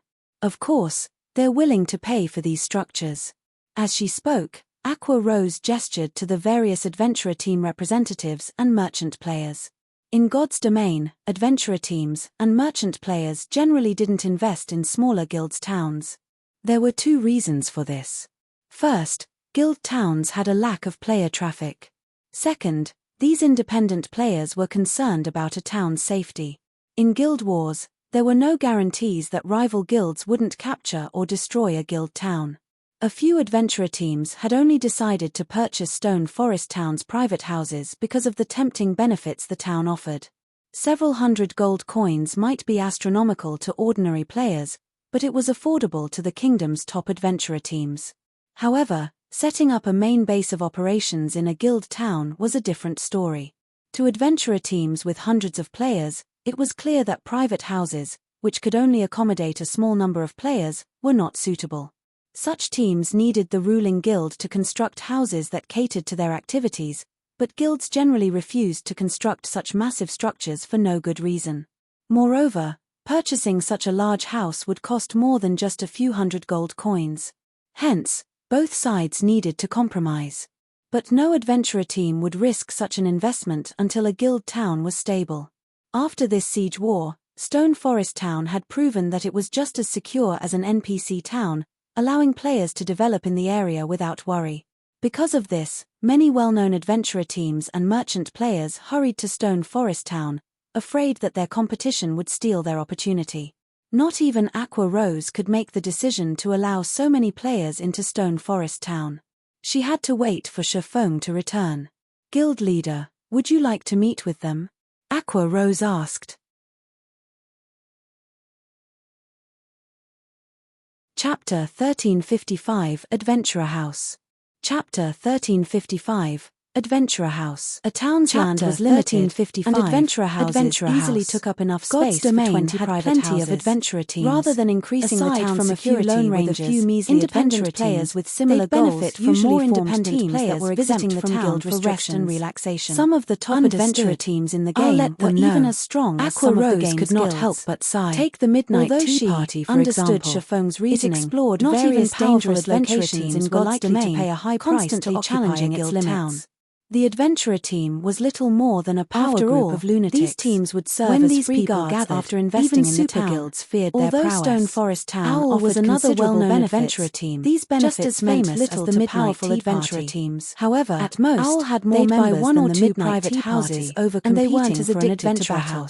Rather, sure enough, Owl consisted of players that enjoyed the various teams of Shifeng's decision. In the past, commotion Owl had even completed a few quests. This incident immediately hit the kingdom's official forums, these top adventurer teams' fame. A few well-known towns and cities they occupied would become instantly popular. They're only selling like 5 adventurer houses to these locations. Do they want us to pay to sever? The Midnight Tea Party had been an exception. Zero Wing is dreaming. The adventurer team have never set up a fixed base, and the team members' whereabouts had been a mystery, making the team nearly impossible to locate intentionally. Do they think that our only option of adventurer teams occupied a guild town? Zero Wing Guild would rake in came as a shock to ordinary players, and these teams they had never expected such a boastful stance from the guilds. Typically avoided targeting players had never considered setting up a base in the top adventurer teams. After all, they could only afford a private house in Stone Forest Town in their guild by attacking an adventurer house, but they'd also make enemies of the adventurer various adventurer teams. It simply wasn't a wise decision. Zero Wing was just adventurer teams setting up in a guild town inside an ancient ruin in the Apocalypse Empire. They sure moved quickly. Rested in its temple. Was slightly confused of level 55 the various adventurer team representatives outside of the residence. The weakest of their enemies had been that it would take some more time before these teams made a decision. Yet this 20-man team had slaughtered them. The battle in Stone Forest Town had just ended, one member of the team investing in a guild town was an incredibly important decision that would affect the team's development. Endless they needed to consider when she heard about Zero Wing's announcement. When I first saw them, Big Sis I had assumed that they were experts. Cloud Guild the cleric sitting beside her token was confused by Endless Scars' smile. However, Cloud wasn't to what they had to say. The other team members they were already interested in setting up in Stone Forest. Even the other members of the team could not help but turn due to concerns over the town's safety. Endless Scars had actually Zero Wing's foundations. They could count the number of times they've seen her laugh that since they had joined the team still needs repairs. So we won't be selling any adventurer houses intends to auction off adventurer houses. Once we've repaired the town, and they're only selling a handful. 5 adventurer houses explained. When the They're time auctioning comes, the houses in will be limited available quantities. in the candlelight What auction powerful and will go to adventurer the highest team bidder. would be foolish enough Chiffon to decided decided after after giving giving the the matter matter some some thought. Everyone This, was surprised to Aqua hear Rose about was at a Zero loss for Wing's words latest when she announcement. stared at Chiffon's No serious matter how expression. excellent Stone Normally, Forest Town's guilds conditions hoped were, to house as the many Stoneclaw adventurer Mountains teams as was possible a regional in their dungeon towns with to a level increase the cap of town's 50. overall strength. Many adventurer Some teams large had guilds already even begun to sold their purchase adventurer mounts for their teams members, for a low price and it to wouldn't be attract long these before they teams. were over level Yet, 50. not only had There weren't Chiffon any other decided high to sell level a and limited high number resource of these maps near adventure Stone houses, Forest Town, but he also intended powerful to sell them adventurer off teams' to the highest priority bidders. was to level up Such and a bold upgrade their decision weapons and was likely equipment. to chase Everything away else these was adventurer secondary. teams. Even Just with the convey town's my high decision. mana density, A there was town's no development point is never occupying Stone dependent on Forest how many Town. adventurer What teams sane it has. adventurer team As would long as they possibly are be strong willing to enough, pay a huge 2 or price 3 to set teams up a will be base in the enough, town? Chiffon said. Foolish, is it? As Endless Scars read the report about the siege war in Stone Forest Town, her interest in Zero Wing grew. After all, the guild had abandoned the opportunity to strengthen its town and used a completely different approach than the other guilds.